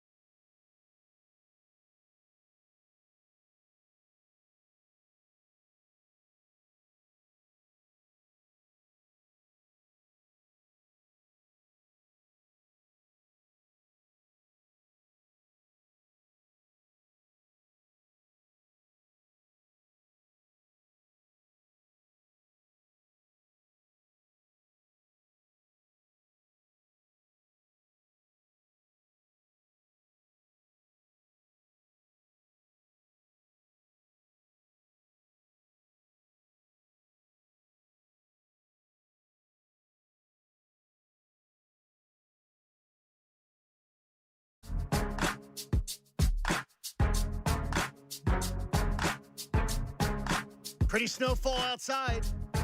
Looks gorgeous. John Kincade Show on the Fanatic. You know, it's a Fanatic Friday. Presented by Pump Man Philly. Nothing from Pat. Can't even get a pump out of him today. Pump. For 24/7 emergency repair or pump replacement, count on Pump Man Philly, the guys to know to fix your flow. Kimo Timonen joins us coming up in just a few moments. There is a big weekend for the Flyers, and I must say, the Flyers continue to just show what they're about. They're now 2 points out of first place. Is it all right to check the standings or not? They're 2 points out of first place. Hey, do what you want. I mean, you're not going to listen to me anyway. No, I'm not. Yeah, so do what you want. You want to look at the standings? Go ahead. If the Sixers are in third in the conference, and people are talking about how close they are to look what the Sixers are in the conference. They're doing well. The Flyers are 2 points out of first. And it's like, no. We're not going to worry about this year. We're worried about next year. This team is playing a defensive brand, Bob, and you said it yesterday. You screamed it at the end of the show. The Flyers are fun to watch and listen to on the Fanatic. Yeah, by the way. They're real. Like last night, we had our bowling league last night, and we started at 7 o'clock. And I went over to the girl. I'm like, hey, can we put the Flyers on over, like on the TV over the TV's alley? at the alley. Yeah, it was on behind us. But, yeah, I mean, all during the thing where, here they go. Oh, they're up 2-0 now. And then driving home and watching this period. Yeah, they're a fun team to watch. They're the 7th team right now in goals against in the entire league. And it's so close. They're almost they could be third. And they're an incredible defensive club. Last night at one point, it was into the game. They were 27 or 28 minutes into action, and Dallas had one shot on goal. Wow. I've never seen anything like it. And on the broadcast, they were saying, "Yeah, it's been an hour. It's been an hour, and Dallas has not had a shot on goal." That's amazing. Dallas isn't a scrub team, Pat. No, they're not a bad team. No, that's a really good one. I don't know what happened though. I mean, that's not the usual. Dallas usually pushes them around a little bit. Yeah, that happens. But that was not one shot on goal in 27 minutes, does it? That happens. I've never seen it ever in all my years. One shot. Sometimes it just gets mixed in the schedule. It happens. You gave up 45 shots in your game last night. What you said, a scheduled loss, Pat? We're outshot 45-17. Sometimes you just don't show up. It happened to the Eagles for 7 straight weeks. Pat lit the lamp twice, though. I don't want to talk about that. But you did. You lit the lamp twice. They were passes that were deflected. That's unbelievable. The way things are going. Well, it's going to be an interesting study of the Sixers and Flyers down the stretch, and we're glad to be the home of the Sixers and the Flyers. In fact, Sixers basketball tonight on 97.5 The Fanatic as the Sixers take on Orlando, and then they'll have Charlotte coming your way tomorrow night. Yeah. 2 gettable games back-to-back. You got another game Monday. See what they do with Embiid, but I think he's full go. I do. I think everything's okay. Let him go. Let him get out there. All of those things. It's funny. I had lunch yesterday with a guy that used to work with the Sixers, and he was very much and still is very much. He's doing a study now actually about load management in the G League, and putting minutes to everything. And I had to tell him I hate load management. You're not a load management It's where guy. it is. Let's go to the Comcast Business Hotline. Every day in business is a big day. Comcast Business gets you ready for what's next. And it is a big weekend for the Flyers. And I don't know, when you're 48, how many minutes can you log in an alumni game? We're going to ask Kimo Timonen that right now. I mean, Kimo, how many minutes can we expect? Hey, I can play 30 minutes if necessary. So you're ready to go. You are ready to bring it. Well, I'm ready to play, but I got to be honest. I haven't really skated in 5-6 years, and I called Scott Hartnell last night. And I said, Scott, we need to go skate next week because you don't want to get embarrassed. I'd be fine, but you will get embarrassed because you're not a good skater, buddy. Well, it's going to be the Flyers Hall of Fame weekend. Is going to be pretty awesome, and it's going to feature a special Flyers versus Bruins alumni game with a special celebration of the 50th anniversary of the Flyers 74 and 75 Stanley Cup teams. Tickets start at just $25, and all proceeds benefit Flyers alumni and Flyers charities. Fans can get their tickets online at FlyersCharities.com. How attached do you still feel to the Flyers organization? Hey, I watch every game. Like I watched last night, and what a super performance by the Flyers. You know, they played against top team in the Western Conference against Dallas, and they dominated them. It was super, super cool to see, and I'm a little surprised how well they play. But hey, it is a journey, and nice to be a spectator and watch they play well. Kimo, I don't know if you've been a part of teams that were kind of rebuilding the way this Flyers team labeled at the beginning of this year that they were. But when you have a coach like a John Tortorella in here who has seen everything, what does it mean to both younger players and older players when a guy like that comes in under these circumstances? Well, first of all, I'm a little surprised. Like I said, when the season started, I thought maybe the defense might be the question mark going into the season. But again, like you said, it starts with Coach Tortorella. He sets the tone. He kind of creates the culture that, either you play my way, you work hard, and you don't play at all. It doesn't matter whose name is on the jersey. And obviously winning helps to create that culture. But then what comes to the team, when I watch the team, I'm super proud how they work, how they play together. They care for each other. You can tell that from just watching the game. And they work so hard, and there's no passengers during the game. These guys are having fun, so it's great to see. But it starts with the coach.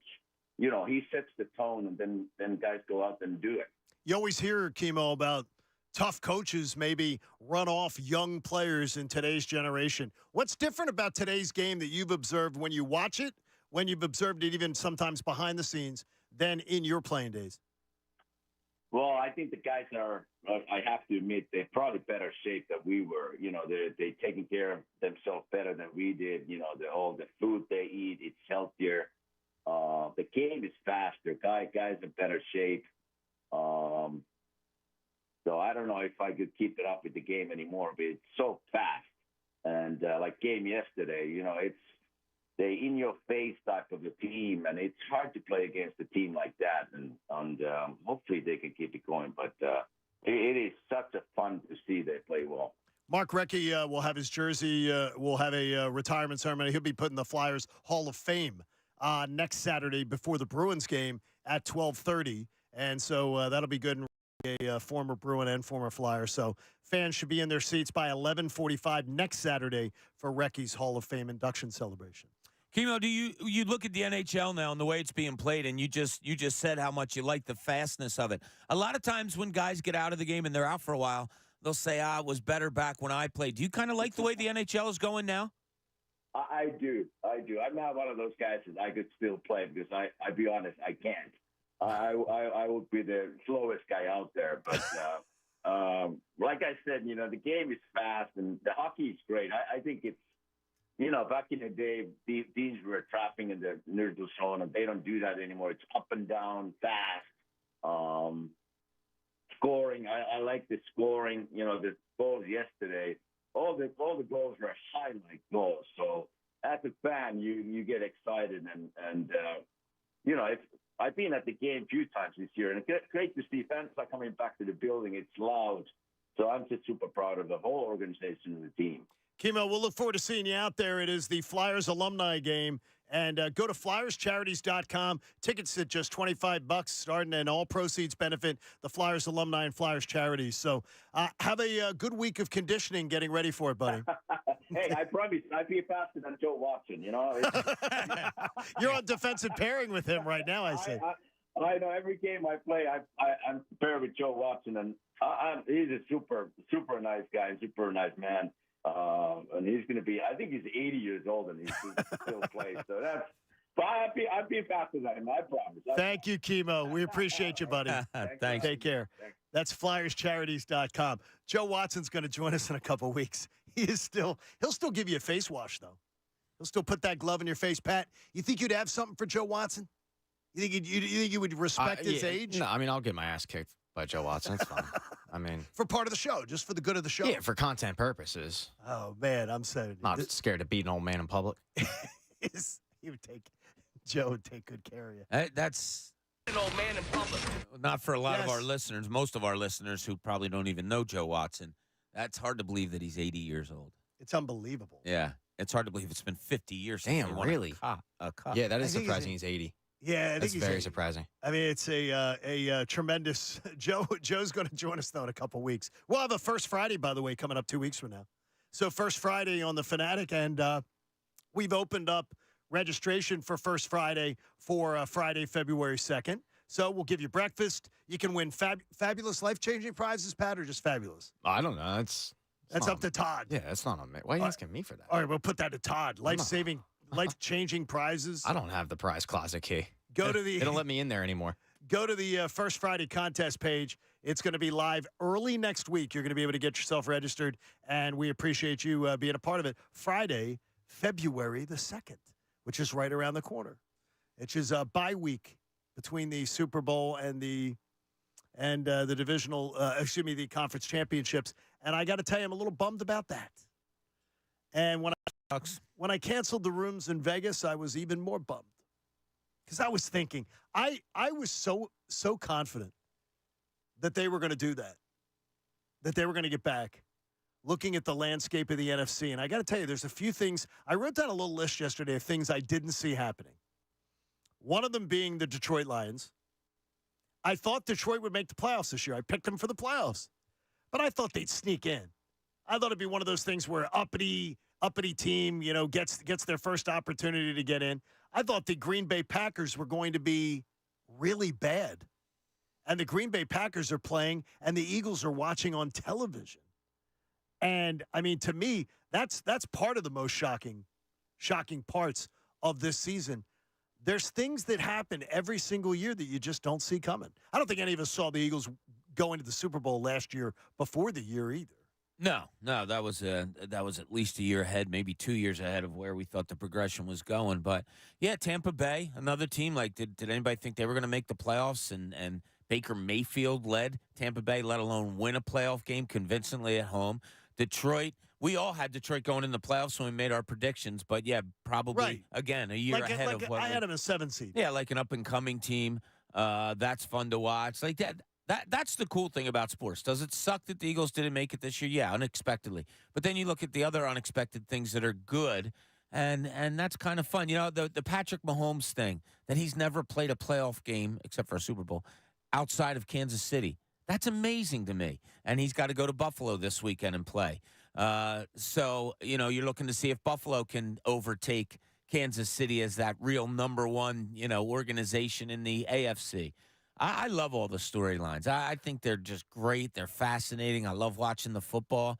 Do you have that little black cloud because the Eagles aren't there? Certainly. But I still I love these games. I think the competition is fantastic when it gets to this weekend because there usually is very few any kind of like pretenders that really make it to this weekend.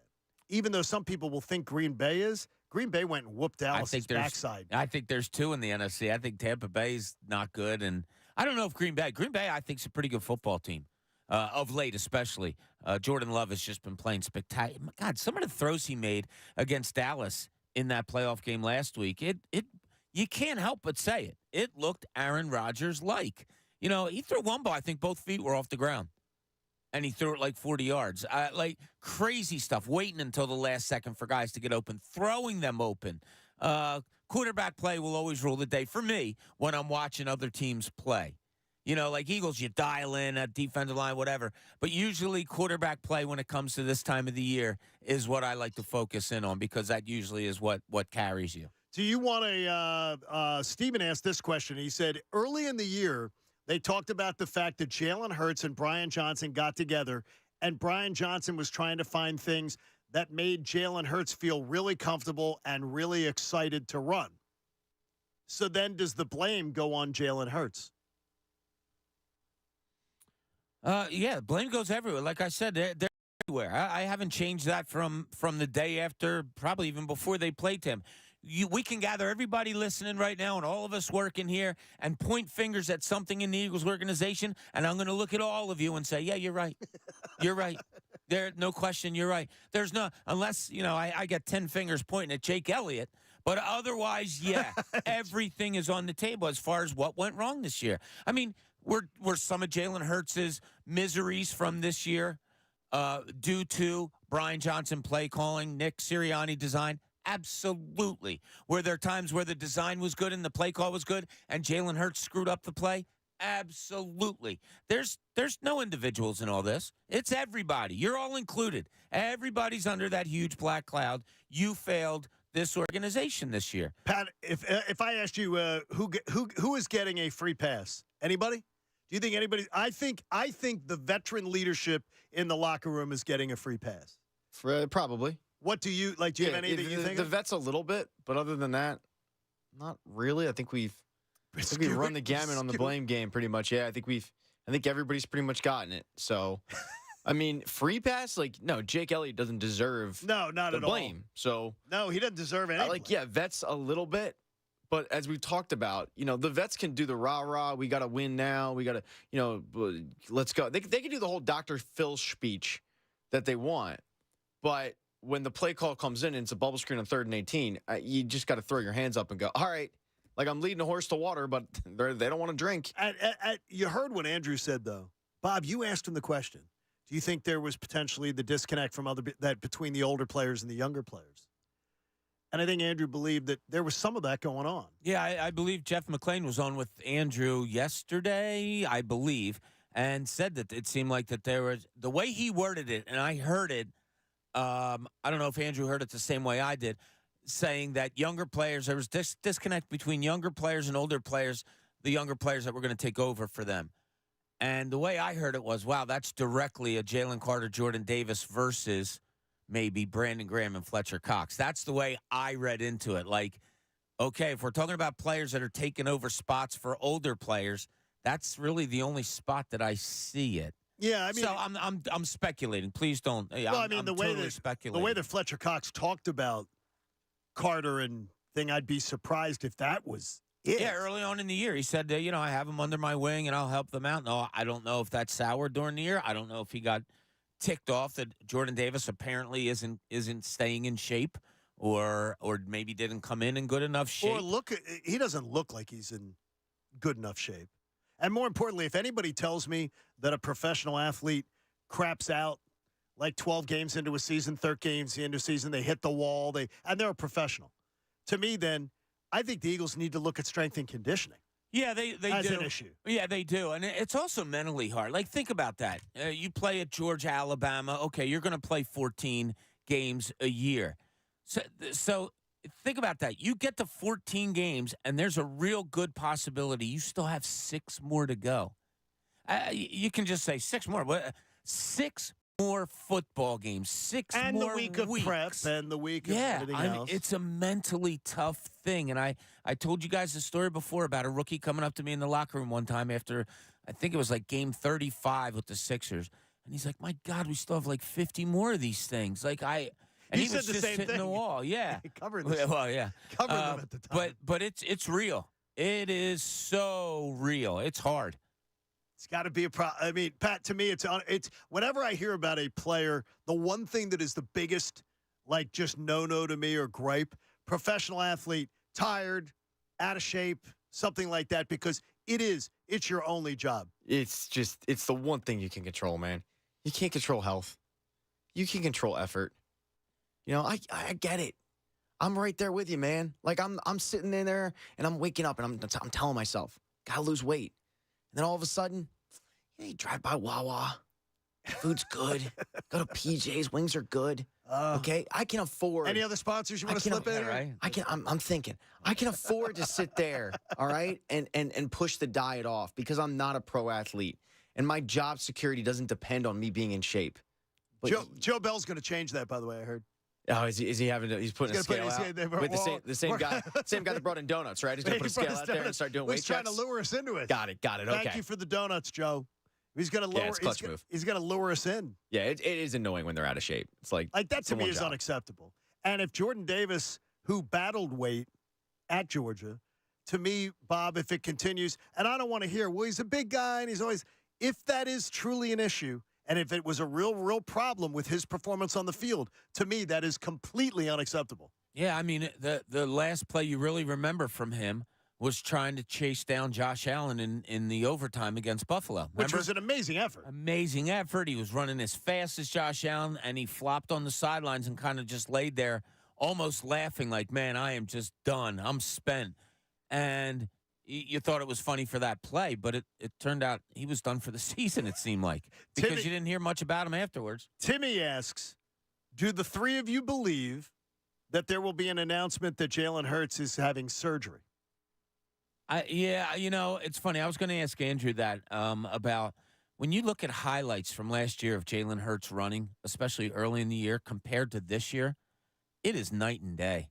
It really is. I wonder if there is something going on with that knee. I wonder if there's stuff going on that we don't know about, because his cutting abilities from last year, just his general speed, it just didn't really seem to be there this year as much as last. Now, maybe he had a concentrated effort of he was going to go down and he wasn't going to try to, deke people and all that.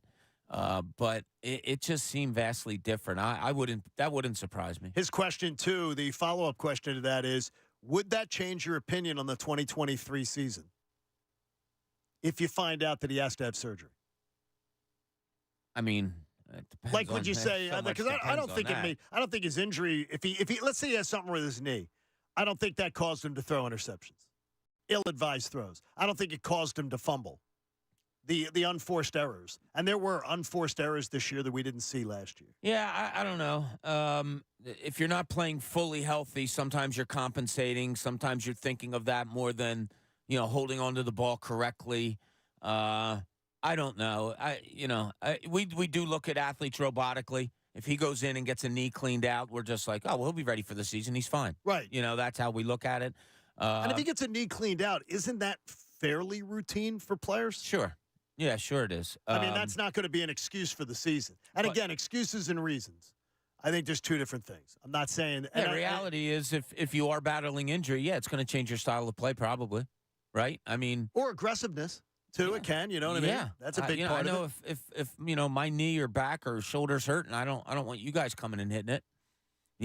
Like Jalen Hurts, if his knee was hurting, he probably didn't want to get hit on that. So maybe that's a reason that he went down or didn't run as much or as well as he did last year.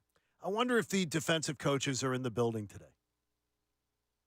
Like, I mean, it's the exit interview for Nick Sirianni with the owner that's coming down today. And by the way, you stay tuned all day long to Andrew Salchunas and the best show ever. And you make sure that when breaking news happens, you'll hear it right here on The Fanatic.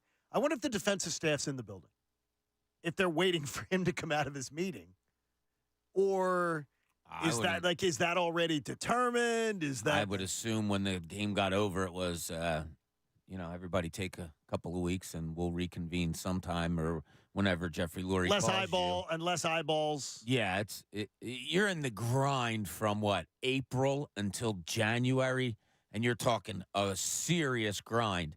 Nah, vacation's most important. They have to do their meetings of what's going to happen moving forward, but. Yeah, as far as sitting in the office all day or whatever, I wouldn't assume so. I think they wait on that call to, hey, we need you to come in.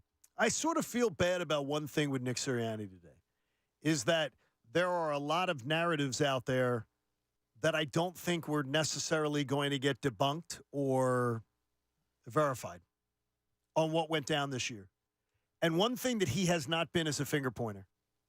And I admire that of him as an individual and as a professional. He hasn't been a finger pointer. He hasn't made a bunch of excuses behind the microphone. In fact, he's fallen on the sword for many of his units on the team for bad play and things like that. He's a guy that I greatly admire him as a guy. I'm hoping that the coordinator hires our home runs and I can get inspired about him coming back to lead this team. Because right now it's a little – I'm not as far over as Pat, but I'm closer to Pat to where is than I think than some of the fan base that is more more forgiving. Yeah, I think you have to get there because all signs there hasn't been many signs, but I think we are, as followers of the Eagles, starting to believe that he'll be back for the most part. I'm sorry, John, you said it earlier. I wonder if this weather affects the meeting. I thought the same thing. Like, I wouldn't be surprised if you hear, oh, yeah, they backed it up again. Oh, don't do that. And if they back it up another day, that's a foregone conclusion. Yeah, he's coming Then he's back. Yeah, at that point. You're not going to back it up again because if it was really that pressing of a need, I mean, you can sit here and say they need to be removed from the game, and I agree with that 100%. Sure. They don't need to be 5 days removed from the game and actually go into the meeting thinking that there's a chance his job is in jeopardy. No. Hopefully, Nick Sirianni's going to make some great hires in coordinators with Howie's help. And we'll be talking about them on Monday. But stay tuned along to the best show ever and to Andrew Salchunas coming up next so you can be prepared for all the information you need. And be safe out there on the roadways. Support life-saving cancer research. Join us and our generous partner, Pump Man Philly, and make a donation to the American Association for Cancer Research. You can do it today at 975thefanatic.com/AACR because cancer research saves lives like it saved mine just this year. Hope you have a great weekend, everybody. Enjoy the football. Enjoy Flyers hockey twice this weekend. Sixers basketball twice this weekend. We're your home of the Sixers and Flyers. 97.5 The Fanatic. Have a great day, everybody.